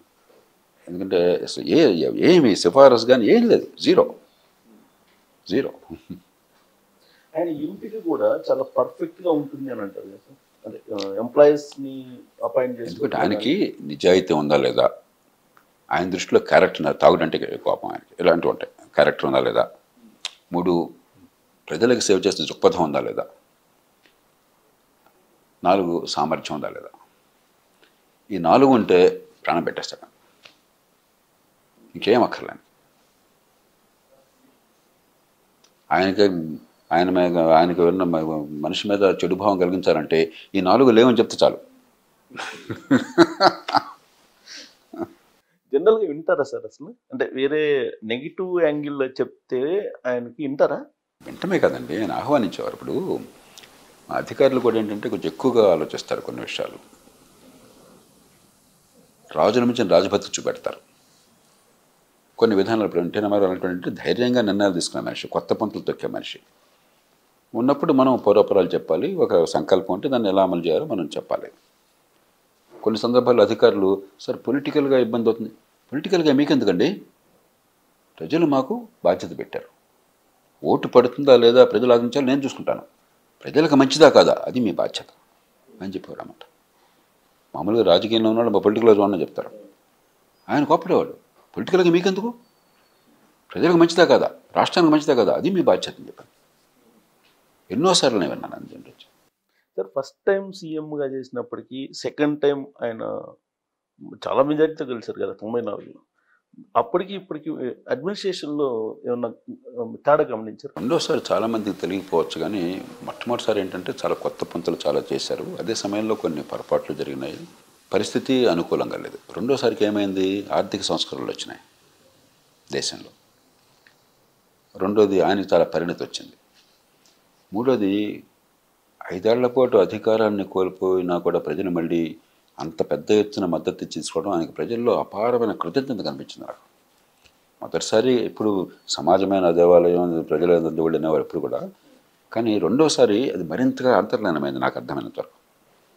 ఈ ప్రజలు నన్ను ఎత్తున పెట్టుకున్నారు అని చెప్పి అన్నది ఆయనకి బాగా మరింత బలంగా అనిపించింది. కాబట్టి రెండోసారి ఆయన ఒక ఋషిలాగా అయిపోయినాడు.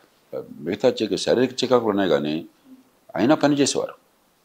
బట్ బహుశా అదివరకు అంత అప్పుడు ఆయన ఎన్నికల్లో పోటీ చేసినప్పుడు కానీ మొట్టమొదటి పార్టీని స్థాపించినప్పుడు కానీ అది ఏం పని అది మామూలు మనుషులు చేసే పని. అది బహుశా అంత కష్టపడడం కష్టమే కానీ ఆ కష్టం తగ్గింది. కానీ ఈసారి మరింత స్పష్టత, హృదయంలో మరింత నైర్మల్యం, ప్రజలంటే కృతజ్ఞతాభావం ఉండేది. అందుకనే ఆయన చాలా స్పష్టంగా రాష్ట్ర భవిష్యత్తు మార్చడం కోసం చెప్పని ఒక ఎజెండా ఏర్పరచుకున్నారు. విద్య, ఆరోగ్యం 2 అంశాల మీద మొట్టమొదటిసారిగా దేశ చరిత్రలో బస్సు ఇప్పటిదాకా జరగలేమండి. ఈ రెంట్లో ఏం చేయాలి, ఎలా చేయాలనే అంశాల మీదే కలెక్టర్స్ కాన్ఫరెన్స్ పెట్టారు. విద్య, ఆరోగ్యం మీద మాత్రమే కలెక్టర్స్ కాన్ఫరెన్స్ పెట్టిన చరిత్రలో సందర్భం ఉందండి. కదా ఈయన ఎంత పెడితే మర్నాడు పేపర్లో హెడ్లైన్స్ ఏమిటి, పార్టీలో ఈ లొక్కలొక్కలు. అంటే ఈ టీవీలు, పత్రికలు, ఈ గొడవలన్నీ కాబట్టి పరిపాలనలో ఏం చేయాలనే సంకల్పాన్ని రోజువారీ ఈ రాజకీయంలో ఉన్నటువంటి పుకార్లు, వదంతులు, ఈ చిన్న చిన్న గొడవలు ఇవన్నీ కప్పేసినాయి. కాబట్టి రాజకీయంగా దాన్ని ఏ కారణమన్నా నేను చెప్పలేను, అది సరిగ్గా నడవలేదు. కానీ పరిపాలన వరకు ఈ దేశాన్ని, ఈ రాష్ట్రాన్ని మార్చడం వరకు చాలా స్పష్టత ఉన్నారు. ఉదాహరణకి ఆయన ముఖ్యమంత్రి అయిన తర్వాత ఆయనకి నాకు ఒక ఒక ఒక ఆందోళన ఏమిటి, పివి నరసింహారావు గారు, మన్మోహన్ సింగ్ గారు ఆర్థిక సంస్కరణలు తీసుకొచ్చారు. ఎన్టీ రామారావు గారు, నేను చెప్పాను కదా 84వ సంవత్సరంలో ఆర్థిక సంస్కరణ అన్న మాట లేనప్పుడే ఆయన పెట్టుబడులు అంటే పూర్తిగా దాన్ని అనుకోవాలి. ఆయన ప్రభుత్వం చేయాలా, మార్కెట్ చేయాలని దానికి చాలా స్పష్టమైన అవగాహన ఉంది. భాష, ఆర్థిక శాస్త్రవేత్తలు వాడే భాష వాడకపోవచ్చు, ఇంగిత జ్ఞానంతో కూడిన ఆలోచన ఉన్నది. కాబట్టి ఆయన ఏంటి, ఇది కాంగ్రెస్ పార్టీకి వ్యతిరేకమైన ఓటే కానీ ఆర్థిక సంస్కరణలకు వ్యతిరేకమైన ఓటు కాదు, ఆ సంకేతాన్ని ఇవ్వాలి. అందుకే ఆయన పివి నరసింహారావు గారికి ఇచ్చిన గౌరవం, ఆయన ప్రతిపక్షంలో ఉన్నా కూడా, రాష్ట్ర అధికారం కోల్పోయినా కూడా ఆయనకు అడ్డు పెట్టకుండా ఆయన గెలిపించారు. ప్రధానమంత్రికి ఎప్పుడు ఆయన గౌరవించారు. నేను, ప్రధానమంత్రి గారు, ఎన్టీఆర్ గారు, నేను ముగ్గురమే స్వయంగా కూర్చొని 2 గంటలు మాట్లాడుకున్నాం ప్రధానమంత్రి కార్యాలయంలో ఢిల్లీలో, నాకు తెలుసు. కాబట్టి ఎంత గౌరవం చూపెట్టాను ఆయన. కేవలం మన రాష్ట్ర మనిషినే కాదు, ఈ దేశానికి ఇది అవసరము, చాలా తప్పులు చేసాము, లైసెన్స్ పర్మిట్ కొట్టారాజ్యం అన్న భావం స్పష్టంగా ఉంది ఆయనకి. కాబట్టి ఆయనకి పాండిత్యం కాగితాల మీద లేకపోవచ్చు కానీ కామన్ సెన్స్ చాలా ఉంది. ఏదో సందర్భంలో ఈ సరళీకరణ, ఈ పోటీ, విద్యుత్ రంగంలో పనిచేయదని మేమంతా గట్టిగా వాదిస్తున్నాం. విద్యుత్ రంగం వేరు, ఇక్కడ మరి ట్రాన్స్మిషన్ ఉంటుంది, డిస్ట్రిబ్యూషన్ ఉంటుంది, ఇవన్నీ ఉంటాయి, మరి మిగతా రంగాల్లో కాదు అని గట్టిగా వాదిస్తున్నాం. ఇవన్నీ కాదు జయప్రకాష్ గారు, ఏముంది, మీరు మార్కెట్కి వెళ్ళారు, కూరగాయల మార్కెట్కి వెళ్ళారు, వంకాయలు కొనుక్కోవాలా, వాడికి వంకాయలు చూపెడతాడు, ఒక ఆయన 10 అంటాడు, 10 రూపాయలు 12 రూపాయలు అంటాడు. మీరు చూసి పుచ్చుదా స్వచ్ఛదా ఆలోచించి మీరు నిన్న బాగుంటే ఇద్దిస్తున్నారు, బాగుంటే ఇద్దిస్తున్నారు. విద్యుత్ కూడా ఎందుకు ఉండకూడదు, విద్యుత్ కూడా అంటాడు ఆయన. అది సాధ్యం కాదని మేము అంటాం, కానీ మేము తప్పని తెలియదు. ఎందుకంటే బ్రిటన్లో అదే పద్ధతి ప్రవేశపెట్టారు. మార్గరెట్ థాచర్ టైంలో విద్యుత్ని దాదాపు కమోడిటీగా మార్చేశారు. అంటే ఒక రకంగా ఆయనకి దానిలో మళ్ళీ ఆయనకి ఎక్స్పర్టీజ్ లేదు, నైపుణ్యం లేదు, పాండిత్యం లేదు, కానీ కామన్ సెన్స్ ఉంది. మేమందరం బాగా నైపుణ్యం ఉంది, పాండిత్యం ఉంది అనుకుని మేమంతా అడ్డుపడుతున్నాం. సో ఆయన ఏంటంటే ఒక ఇంట్యూటివ్గా ఎందుకు ఇలా జరగకూడదని చెప్పిన గట్టిగా వాదించారు. మేము ఎందుకు జరుగుతుంది, ఎలా జరుగుతుందని చెప్పి అనుకున్న వాళ్ళం మేము. అదనమాట. ఇంకోటి సార్, ఇప్పుడు జనరల్గా ప్రజాధనాన్ని, ప్రజలు ఇచ్చినటువంటి అధికారాన్ని ఇప్పుడు ఏ విధంగా ఉపయోగిస్తారో తెలుసు. ఆయన అసలు ప్రజాధనాన్ని ఆయనలాగా కాపాడే మనిషి చరిత్రలో ఉండండి. కారు పనిచేయట్లేదు, ఇంటెలిజెన్స్ వాళ్ళు వచ్చి నాకు కంప్లైంట్ చేశారు. కారు పికప్ లేదండి ముఖ్యమంత్రి గారిది, సెక్యూరిటీ మీద వెళ్తుంటే మరి కారు స్లోగా వెళ్తుంటే ప్రమాదం అవుతుంది, ముఖ్యమంత్రి సాఫ్ట్ టార్గెట్ అయిపోతారు, ఒక మంచి కారు కావాలంటే నేను చెప్పాను, సెక్యూరిటీకి మంచిది కాదు అది, కారు ఒకటి తీసుకుందాం, 2 లక్షల రూపాయల కారు, అంబాసిడరే ఏముంది అంటే ఏమన్నారు తెలుసా, డబ్బులు వేస్ట్ అవుతాయి జయప్రకాష్ గారు, రాష్ట్రం ఆర్థిక సంక్షోభంలో ఉంది, రిపేర్ చేస్తే పోలా అన్నారు. లేదంటే మనకి మీకు రిస్క్ ఉన్నది, మంచిది కాదు అని చెప్పంటే పర్లేదు వద్దులేండి అన్నారు. రిపేర్ చేశాం. 2 లక్షల రూపాయలు కారు కొనకుండా ఎన్టీ రామారావు లాంటి స్థాయి గల నాయకుడు, సొంత కారు కావాలంటే 1 కోటి రూపాయలతో కొనగల శక్తి ఉన్న నాయకుడు, ప్రజాధనం పోకూడదు, వృధా కాకూడదని చెప్పని 2 లక్షల రూపాయల కారుకి ఒక 10,000 15,000 రిపేర్ చేసి నడిపించాం. ఇంకెక్కడన్నా ఉంటున్నా చూడండి. ఓల్డ్ జిఏడిలో ముఖ్యమంత్రి కార్యాలయం వెళ్ళాలని నిర్ణయం చేశారు. అది పాత బిల్డింగ్, అది ఇప్పుడు తర్వాత కొట్టేశారు. బ్లాక్ పేరు నాకు గుర్తులేదు, సెక్రటరీ మధ్యలో ఉండేది ఓల్డ్ బిల్డింగ్. ముఖ్యమంత్రి కొత్తగా కాలు పెడుతున్నారు, అప్పటిదాకా ముఖ్యమంత్రి చాలా కాలం అక్కడ లేరు, అంతకుముందు ఉండేవాళ్ళు. కానీ ఒక్క పైసా ఖర్చు పెట్టాల. అక్కడ పాత కొబ్బరి నారుతో ఉన్నటువంటి కార్పెట్ లాంటిది ఉండేది, దుమ్ము ధూళి కొన్ని ఏళ్ల నుంచి పెరిగిపోయి ఉంటుంది కదా, అది భరించలేక నేను తీయించేసి అక్కడ వినైల్ ఫ్లోరింగ్ వేయించాను. 10,000 15,000 అయిందంతే. అది నేను పెట్టించాను గొడవ చేసి. అది తప్ప ఒక్క రూపాయి ఖర్చు పెట్టలే, ఒక్క సోఫా కోసం కూడా ఖర్చు పెట్టలే. అంటే డబ్బు వృధా కాకూడదు, ప్రజల కోసం ఎంతైనా చేద్దాం, ఎన్ని 100 కోట్లైనా 1000 కోట్లైనా సరే చేసేద్దాం. కానీ ప్రజాధనం మన సుఖం కోసమో మన అవసరం కోసమో మన లాభం కోసం పైసా కూడా పడండి లేదు. అంత స్పష్టత ఉన్న మనిషిని నేను చూడలేదు. క్యాబినెట్ కూడా అంతే కంట్రోల్లో పెట్టేవాళ్ళు. ప్రజాధనం వేస్ట్ కావడం ఆయనకి ఇష్టం లేదండి. మనం ఆయన కనుక ప్రజాధనం ఏముంది గోంగూర, మన తమ్ముళ్ళంతా కష్టపడ్డారు తినేని వాళ్ళని అనుకుంటే అది గొడవలకు ఉండేది. నిజాయితీగా మాట్లాడుకుందాం మనం. 84లో కానీ తర్వాత కానీ మిగతా ఏ కారణాలు ఎన్నున్నా కూడాను ఆయనే కనుక మామూలు రాజకీయవేత్తగా ఉన్నట్టయితే గొడవలు ఎందుకుండే అసలు ఉండదు కదా. అసలు అప్పుడే సార్ ఆ టైంలోనే ఈ కొంతమంది స్టూడియోలకి స్థలాలు ఇచ్చిన ఇష్యూస్ కూడా ఏదో వచ్చాయి. దాని మీద వాళ్ళు ఏదైతే పర్పస్ మీద తీసుకున్నారో ఆ పర్పస్ మీద ఉంటే ఉన్నట్లు, లేదంటే వెళ్ళి వెనక్కి తీసేసుకోండి అన్నారట కదా. ఇప్పుడు అంతకు మునుపు ఏదో కొన్ని జరిగినాయి, కోర్టులకు వెళ్ళారు, గందరగోళం అయింది. నాకు తెలిసిన విషయం ఏంటంటే కొంతమంది పేర్లు చెప్పను నేను, ప్రముఖులైనటువంటి కళాకారులు కళారంగంలో వాళ్ళు ఆయన కూర్చుని బాగా ఆయన్ని ఒకరోజు కీ ఇస్తున్నారు. ఆయనకి ఆవేశం వస్తుంది. ఆయనకేమో ప్రజల ఆస్తులు ప్రజాధనం వృధాగా పోవటం ఇష్టం లేదు. సో ఆయనకి బాగా కీ ఇస్తుంటే బ్రేక్ఫాస్ట్లో ఉన్నాం మేమంతా కూడా. వాళ్ళకి నేను ఎవరో తెలియదు. ఒక పావుగంట వాళ్ళని మాట్లాడించి మధ్యలో కొంచెం అడ్డుకుని కొంచెం బాగా కోప్పడ్డాను వాళ్ళని. ఏమండి, పెద్ద ఆయన చాలా లాంటి మనసు అయింది, తెల్లటి మనసు, ఆవేశం ఉంటుంది ఆయనకి. ఇవాళ రాష్ట్రంలో చాలా చేయాల్సిన పనులు ఉన్నాయి, ఆయనకి పెద్ద మ్యాండేట్ ప్రజలు ఇచ్చారు. ఇలాంటి వాళ్ళు ఇచ్చి ఆ మనసులో ఆయనకి ప్రశాంతత కల్పించి ఆయన ద్వారా రాష్ట్రాన్ని మంచి పని జరిగే ఏర్పాట్లు చేయాలి. లేకపోతే ఆయన అనవసరంగా కీ ఇచ్చి రెచ్చగొట్టి ఆయన మనసు కల్లోలపరచాలా, ఏం చేస్తున్నారు మీరు, ఇంకొక గట్టి కోపడ్డాను. వాళ్ళకి అర్థం కాలే, ఏంటి ఆయన ఎదురుగా ఇలాంటి మాట్లాడుతున్నాడు, ఆయన మాట్లాడుకుని కూర్చున్నాడు అని చెప్పి వాళ్ళకి అర్థం కాల. వాళ్ళు మౌనం అయిపోయారు. ఇప్పుడు ఆయనతో అన్నాను నేను, మనకి పెద్ద మ్యాండేట్ ఇచ్చారు ప్రజలు. గతంలో మీరు గట్టిగా ప్రజల ఆస్తులు కాపాడాలని ప్రయత్నం చేసినా కూడా మీ మీద విరుచుకుపడ్డారు, అపార్థం చేసుకున్నారు, కోర్టులు జరగలేదు, ఎందుకు ఇవంతాను. అవన్నీ జరిగితే తహసీల్దార్ చూసుకుంటాడు, ఆర్డీఓ చూసుకుంటాడు, మరొకరు చూసుకుంటారు అనగానే ఆయన అయిపోయాడు. అదొక్కటి నాకు తెలుసు సంఘటన.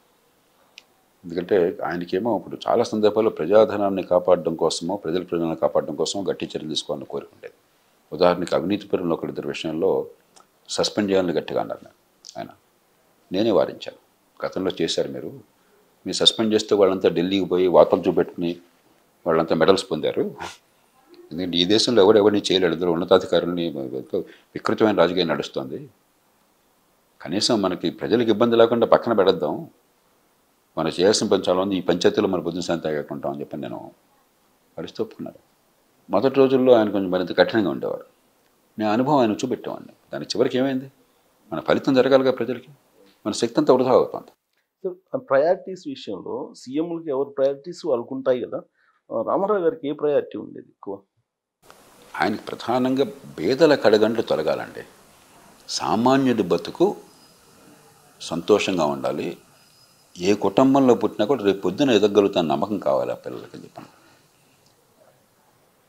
దాంతో ఎప్పుడు కూడా ఆయన విద్య, ఆరోగ్యము, సంక్షేమము, అభివృద్ధి, ఉపాధి, ఆదాయము. రెండోది ప్రభుత్వం అన్నది శాంతి భద్రతలు, చట్టము, అందరికీ న్యాయం జరగడం కోసం చాలా గట్టి సంకల్పం. ఆయన ఎప్పుడు నాకు కొన్ని వ్యక్తిగత అనుబంధాలు చెప్పేవారు.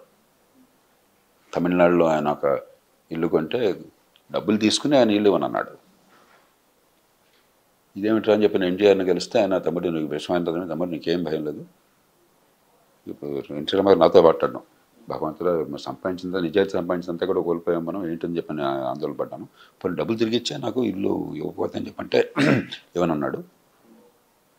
ఇప్పుడు ఏం చేయాలి, ఆయన దగ్గరికి వెళ్తే ఆయన రేపు పొద్దున కల్లా వెండి పళ్ళెల్లో తాళం చెవితో మీ ఇంటికి వస్తాడు అన్నాడు ఎంజీఆర్ గారు. మన నడిపోతే నిజంగానే వెండి పళ్ళెల్లో తాళం చెవితో ఆయన వచ్చాట. ఏమైందో మధ్య మనకు తెలీదు, ఇల్లు దక్కింది దానికి. అట్లా ఉండాలంటే పరిపాలన. అందుకనే స్థానిక న్యాయాలయాల చట్టం, ఎక్కడికక్కడ న్యాయ పంచాయతీలను పేరు పెట్టారు ఆయన. సామాన్యమైన విషయాల్లో ఎక్కడికక్కడ ప్రజలకు వేగంగా ఖర్చు లేకుండా న్యాయం అందాలి. ఆ చట్టం రూపకల్పన చేశాం. ఇంతవరకు బహుశా ఈ దేశంలో ఏ ముఖ్యమంత్రి ప్రధానమంత్రి పనిచేసి ఉంటారు. 25-30 రోజుల పాటు ప్రతిరోజు ఒక అరగంట గంట సేపు ఆ డ్రాఫ్ట్ని స్వయంగా ఆయన పరిశీలించేవారు. ఒక చట్టం డ్రాఫ్ట్ని ప్రధానమంత్రి కానీ ముఖ్యమంత్రి కానీ స్వయంగా ఏదో ఒకసారి కూర్చొని చేయడం కాదు, క్యాబినెట్లో ఉన్న చోట అధికారులతో ప్రతిరోజు కూర్చుని చర్చించడం, ప్రతి పదము ప్రతి వాక్యము అర్థం చేసుకుని దాని గురించి ఆలోచించడం. నేను ఇంతవరకు న్యాయ పంచాయతీ విన్నాను, అది రాష్ట్రపతి ఆమోదం కావాల్సి వచ్చింది. ఇక్కడ అసెంబ్లీలో ఆమోదం పొందాక రాష్ట్రపతి ఆమోదం ఇవ్వకుండా ఆపేశారు, జరగలేదు. అదే స్ఫూర్తితో నేను జాతీయ స్థాయిలో తర్వాత గట్టిగా ప్రయత్నిస్తే జాతీయ సలహా మండలిలో ఉండగా స్థానిక న్యాయాలయాల చట్టం తీసుకొచ్చాను, గ్రామ న్యాయాలయాల చట్టం అన్న పేరుతో. అది అమలు కాలేదు, వేరు విషయం. ఈ దేశంలో నాకు అప్పుడు అనుభవం పాఠాలు నేర్పింది. మంచి చట్టం రావడం కష్టం, వచ్చాక అమలు కావడం మరింత కష్టం, అమలు వస్తే ఫలితాలు రావడం ఇంకా కష్టం అని చెప్పండి.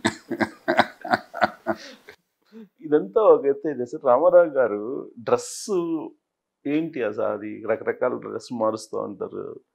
కొన్ని రోజులు కాషాయం వేశారు, కొన్ని రోజులు తలపాగా జుట్టుగా కనిపించేవాళ్ళు. ఆవేశపరుడు ఆయన. సినిమా అనుభవం ఉంది, కొంత నాటకీయత కూడా ఉంటుంది. మన ఇప్పుడు మీ మీ మీ వృత్తి, మీ జీవితం, మీ అనుభవం మిమ్మల్ని ఇప్పుడు నేను డ్రెస్ ఎలా ఎందుకు వేస్తాను? చిన్నప్పుడు టక్ అంటే తెలిసేది కదా. మా కాలేజీలో ఒక్క క్లాస్మేట్ టక్ చేసేవాడు. 7-8 రమేష్లు ఉన్నారు కాబట్టి ఇతను టక్ రమేష్ అనేవాళ్ళం మేము. ఇప్పుడు ఎందుకు వేస్తున్నాను? ఆ తర్వాత నా అనుభవము, నా వృత్తి, నా ప్రవర్తన కానీ, నా ఆహార్యాన్ని కానీ శాస్త్రం. అలాగే ఆయన దీని కారణంగా. రెండోది చాలా ఇమోషనల్ పర్సన్ ఆయన. ఒకరోజు వివేకానందుడి జీవితం, ఆయన సందేశం బాగా మనసులోకి ఎక్కిన తర్వాత సహజంగా ఆయనకి అలా గెటప్లో ఉండేవాళ్ళు. ఇప్పుడు అందులో ఆయన గురించి ఏమంటారు, కొంతమంది ఏమంటారు యాక్టర్ని మెథడ్ యాక్టర్స్ అంటారు. కొంతమంది ఏమో ఆ సమయంలో నటించడం, అంతే డైలాగ్ చెప్పడం. మరి కొంతమంది జీవించడం. ఎన్టీఆర్ గారు ఒక పాత్ర వేస్తే ఆ పాత్రలో జీవించేవాడు చెప్తారు, మెథడ్ యాక్టర్ ఆయన. దానికి తర్వాత వచ్చిన పదం ఇది. ఆ రోజుల్లో ఈ పదం నాకు తెలిసిన వరకు లేదు. ఉదాహరణకి ఆయన ఒక దేవుడి పాత్ర వేస్తే శాకాహారం మాత్రమే తిని మరి పస్తులుండి ఆహార నియమాలు గట్టిగా పాటించి ఆ ట్రస్ట్లోనే ఉండి ఏ రకంగా వదిలేదు. కాబట్టి ఆ బ్యాక్గ్రౌండ్, ఆ నేపథ్యం ఉన్నప్పుడు ఒకసారి ఇమోషనల్గా ఆయన గట్టిగా మనసు పెట్టినప్పుడు మరి వివేకానందుడి ఆ కారణంగా అది వచ్చింది. మిగతా సందర్భాల్లో మామూలుగా ఆయన తెల్ల డ్రెస్ అంతకుముందు వేసుకునేవారు, మళ్ళీ తర్వాత మళ్ళీ మామూలు డ్రెస్కి వచ్చారు కదా. సార్ ఆయనకి ఇంకోటి సార్, ఆయనకి ఆస్ట్రాలజీ, తర్వాత ఈ ఆధ్యాత్మికం, ఇవన్నీ కొంచెం ఆయన ప్రవేశం ఎక్కువ ఉంటుంది. ఆస్ట్రాలజీ నాకు తెలియదు. ఆధ్యాత్మికం కూడా ఆయన మామూలు ఆధ్యాత్మికం కాదు ఆయనది. ఇప్పుడు హైందవ సాంప్రదాయంలో దేవుడిని గూర్చి మీ ఆలోచన రకరకాల రూపాల్లో ఉంటుంది. అన్నీ చెల్లితే మనకి చెట్టుని పూజించవచ్చు, పుట్టని పూజించవచ్చు. నాకు అర్థమైనంత వరకు ఆయన ప్యాంథియిస్ట్. ఐన్స్టైన్ కూడా అలాంటి వాడే, ప్యాంథియిస్ట్. అంటే లోకమంతా కూడా సర్వేశ్వరుడు వ్యాపించున్నాడు, మీలో ఉన్నాడు, నాలో ఉన్నాడు, లోకమంతటా ఉన్నాడు, ప్రతి జీవిలో ఉన్నాడని చెప్పని ఆ రకంగా నమ్మే మనిషి. అంతే తప్ప మామూలుగా ఫలానా దైవము, ఫలానా ఇది అది కాదు ఆయన. రెండోది ఆయన జీవితము, ఆయన ఆలోచనలు మీరు చూస్తే తొలి దశలో ఆ రోజుల్లో కృష్ణా జిల్లాలో తిరుపతినేని రామస్వామి గారు, ఆ తర్వాత గోపరాజు రామచంద్రరావు గారు, గోరా, వీళ్ళందరూ ఏమిటంటే దేవుడినాడు లేదా పక్కన పెట్టండి, ఒక రేషనల్ దృక్పథం. వాళ్ళకంటే ఒక తాత్విక దృక్పథం అంతా కూడా హేతుబద్ధమైన వాదన. కాబట్టి క్రతువుల మీద నమ్మకం కాకుండా మూఢనమ్మకాల నుంచి బయటపడాలి, అనవసర ఖర్చుల నుంచి బయటపడాలి. అందుకని ఆయన ఓ సందర్భంలో నాగభైరవ కోటేశ్వర గారి అబ్బాయికి వివాహం ఆయన వచ్చేసాడు. ఆయన కోరారు, ఆయనకు పెళ్లికి ఉంది, మీరు రాని చెప్పండి, నేనే చేస్తాను అన్నట్టు. సో ఏంటంటే ఆ దృక్పథం చేత ఆయన్ని మామూలుగా అంచనా వేయలేం. ఆయన మూఢనమ్మకాల మతం కాదు ఆయన. ఆయన ఒక సర్వవ్యాప్తి చెందినటువంటి ప్యాంథియిజం అంటాం దానికి. చాలామంది శాస్త్రవేత్తలుగా మిగతావాళ్ళుగానే ప్యాంథియిజం నమ్ముతారు, ఆ రకమైన దాన్ని. రెండోది అదే సమయంలో హేతుబద్ధమైన వాదనలు. ఈ స్పిరిచువల్ ఆధ్యాత్మికతకి, ఈ ప్యాంథియిజానికి, హేతుబద్ధ వాదనలకి ఆయన సంధానం చేశారు. నాకు అర్థమైనంత వరకు. అంతకుమించి లోతుగా నేను ఎప్పుడు ఆయనతో దేవుడి గురించి చర్చించలేదు. టైం విషయంలో చాలా ఫంక్షనాలిటీ ఉంటారండి. అంటే కష్టపడే మనిషికి టైం ఎప్పుడు ఉంటుందండి. అంత కష్టపడే మనిషికి కాబట్టి అందులో రాజకీయంలో ఉన్న వాళ్ళకి పంచువాలిటీ చాలా కష్టం. ఎందుకంటే ప్రజల ఒత్తిడి ఉంటుంది. చాలామంది మరి మిమ్మల్ని కలవాలని కోరుతారు. ప్రజలు సామాన్య ప్రజలు కాకుండా మీ అధికారులు కావచ్చు, మీ తోటి నాయకులు కావచ్చు, మీ అనుచరులు కావచ్చు, టైం ఇవ్వాల్సి ఉంటుంది. కష్టం. కానీ ఎప్పుడైతే శ్రమ ఎక్కువ పడేవారో తర్వాత ఎక్కువగా అనవసరంగా సంభాషణ అక్కర్లా ఆయనతో. అంత విషయం అంటే టక్కని మొక్కు సూటిగా ఉండేది. ఆయన వీళ్ళు చేసేవారు కాబట్టి ఉన్నంతలో గట్టిగా సమయపాలన ఉండేది. సో ఎక్కువగా ఆయన విమర్శల్ని పాజిటివ్గా తీసుకునేవాళ్ళు. అంటే అసెంబ్లీలో కానీ, అసెంబ్లీ బయట కానీ, లేదంటే రకరకాల విమర్శలు సినిమాల్లో కూడా అప్పట్లో ఆయన మీద చాలా యాంటీ సినిమాలు కూడా వచ్చాయి కదా. దానికి పెద్దగా ఆయన రెస్పాండ్ కావటం నేను ఎప్పుడు చూడలే. మొదట్లో ఉండేదేమో. ఎందుకంటే నేను ఇప్పుడు కూడా చెప్తుంటాను, రాజుల్లాగా సినిమాలో ఉన్న వాళ్ళకి, ప్రజలందరి నిరాజనలు పట్టే వాళ్ళకి రాజకీయం రాగానే గడ్డలు, రాళ్ళు, తిట్లు, శాపనార్థాలు ఇది కదా. అక్కడెప్పుడు కూడా మీకు ఒక గొప్ప స్టార్కి, అందులో ఎన్టీ రామారావు గారు అంటే స్థాయి గల ఇంత లక్షల మంది, కోట్ల మంది ప్రజాతంత్ర మనిషికి ఎప్పుడు కూడా ఎడ్యులేషనే కదా. దాని నుంచి రాజకీయంలో రావడం ఇప్పుడు కూడా మనస్తాపమే. నేను ఒకటి రెండుసార్లు నవ్వుతూ అన్నాను కూడా, రారాజుల బతుకుల మనిషి మీకు గొడవ ఎందుకండి అని చెప్పాను నేను నవ్వుతూ. కానీ నేను సన్నిహితంగా చూసే నాటికి పెద్ద దానికి అతీతం అయిపోయినారు. దాన్ని పెద్ద పట్టించుకున్నారు. ఇట్లా అలవాటు పడతారు కదా, కొంచెం చాలా లోతైనటువంటి మనిషి అయినప్పుడు దోషణ భోషణ తిరస్కారాలను పెద్దగా పట్టించుకునేది కాదు. ఆత్మగౌరవం వేరు, పౌరుషం వేరు. చిన్నవాటికి అనవసరంగా స్పందించడం. ఆయన మొత్తం లైఫ్ని మనం సినిమా పరంగా తీసుకోవచ్చు, పొలిటికల్ పరంగా తీసుకోవచ్చు, మనం వ్యక్తిత్వం పరంగా కూడా తీసుకోవచ్చు. దాన్ని ఈ జనరేషన్కి అందించాలి అని అంటే ఇవన్నీ అందిస్తేనే కొంచెం స్ఫూర్తి వస్తుంది కదా. అందించాలంటే ఏం చేయాలి? ఎలా అందించాలో నేను చెప్పలేను. కానీ ఏమి అవసరమో నాకు, ఒక వ్యక్తి, ఒక మనిషి స్వయం కృషితో ప్రతిభ ఉన్నట్లయితే ఎన్ని అద్భుతాలు సాధించవచ్చో ఆయన గొప్ప ఉదాహరణ. రెండోది, వ్యక్తిగతంగా అన్నీ ఉన్నా కూడా సమాజ హితము, నా జీవితము ఔన్నత్యము రెంటిని కలపడం ఎంత అవసరమో ఆయన జీవితం అద్భుతంగా మనకి చెప్తుంది. మూడోది, స్థిర సంకల్పము, స్థితప్రజ్ఞత. ఆయన పదవి పోయిన నాడు బహుశా ఏ మనిషి జీవితంలో అనుకోనంత విషాదం వచ్చినాడు కూడా ఆయన వచ్చి ఆఫీస్ రూమ్లో కూర్చుని మీతో నాతో మామూలుగా సంభాషణ చేయగలగడం ఎంత స్థితప్రజ్ఞత్వం కావాలి. అది చూసి నేర్చుకోవాలి. అందుకనే ఇప్పటికి కూడా ఆయన్ని వ్యతిరేకించిన వాళ్ళు, ఆయన పదవి పోవడానికి ప్రయత్నం చేసిన వాళ్ళు, ఏ కారణం అన్నా కానీ వాళ్ళ కారణాలు వాళ్ళకుంటాయి. వాళ్ళు కూడా నలుగురు కలిస్తే ఎన్నో సందర్భాలు నేను గమనించాను, ఆయన గురించి మాట్లాడతారు, ఆప్యాయంగా మాట్లాడతారు, ప్రేమతో మాట్లాడతారు, గౌరవంతో మాట్లాడతారు. అంటే ఆయన ప్రభావం చుట్టూ ఉన్న వాళ్ళ మీద, ఆయన మీద వ్యతిరేకించిన వాళ్ళ మీద కూడా, కొన్ని సందర్భాల్లో ఆయనకు ఎదురు తిరిగిన వాళ్ళ మీద కూడా నేను ఇంకో మనిషిని చూడాలి. అలాగా మామూలుగా అయితే ఇష్టం లేకపోతే తిట్టుకుంటారు, వదిలేస్తారు. ఆయన గురించి అట్లా కాదు. పేర్లు చెప్పను నేను.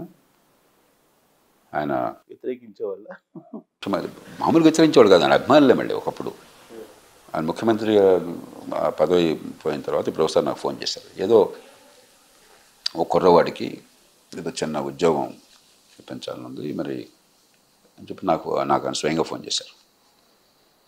నేను వెంటనే ఆయన పదవి పోవడానికి కారణమైన వాళ్ళలో ఒక అయినటువంటి ఒక పారిశ్రామికవేత్తగా ఫోన్ చేశాను. ఏమంటే పెద్ద ఆయన ఇప్పుడు నోరు తెరిచి అడగరు, ఆయన అనుకుంటున్నారు అంటే ఒక్క క్షణంలో అవుతుంది. పెద్ద ఆయనకి అసలు అడగటం ఏంటి సార్, రేపు వెంటనే అయిపోయింది. ఆయన దింపేయడంలో కారకుడు ఈయన. సో ఆయన పరిపూర్ణమైనటువంటి జీవితాన్ని పొందారనుకోవచ్చు, లేదా పరిపూర్ణమైన మనిషి అనుకోవాలా? పరిపూర్ణమో కాదు నేను చెప్పలేను, కానీ ఒక గొప్ప జీవితం, అర్థవంతమైన జీవితం, ఫలవంతమైన జీవితం. అర్థవంతం ఆయన చేతుల్లో ఉంది, దానికి ఒక పర్పస్ అనేది. ఫలవంతం, ఫలాలు వచ్చినాయి సమాజానికి. ఒక గొప్ప కళాకారుడిగా ఇప్పటికి కూడా నేను మిస్సమ్మ సినిమా అంటే నాకు అసలు ఇంకొక ఆనందం కలగాలని ఇంకోటి లేదు. లేకపోతే మాయాబజార్ కానీ మరొకటి కానీ.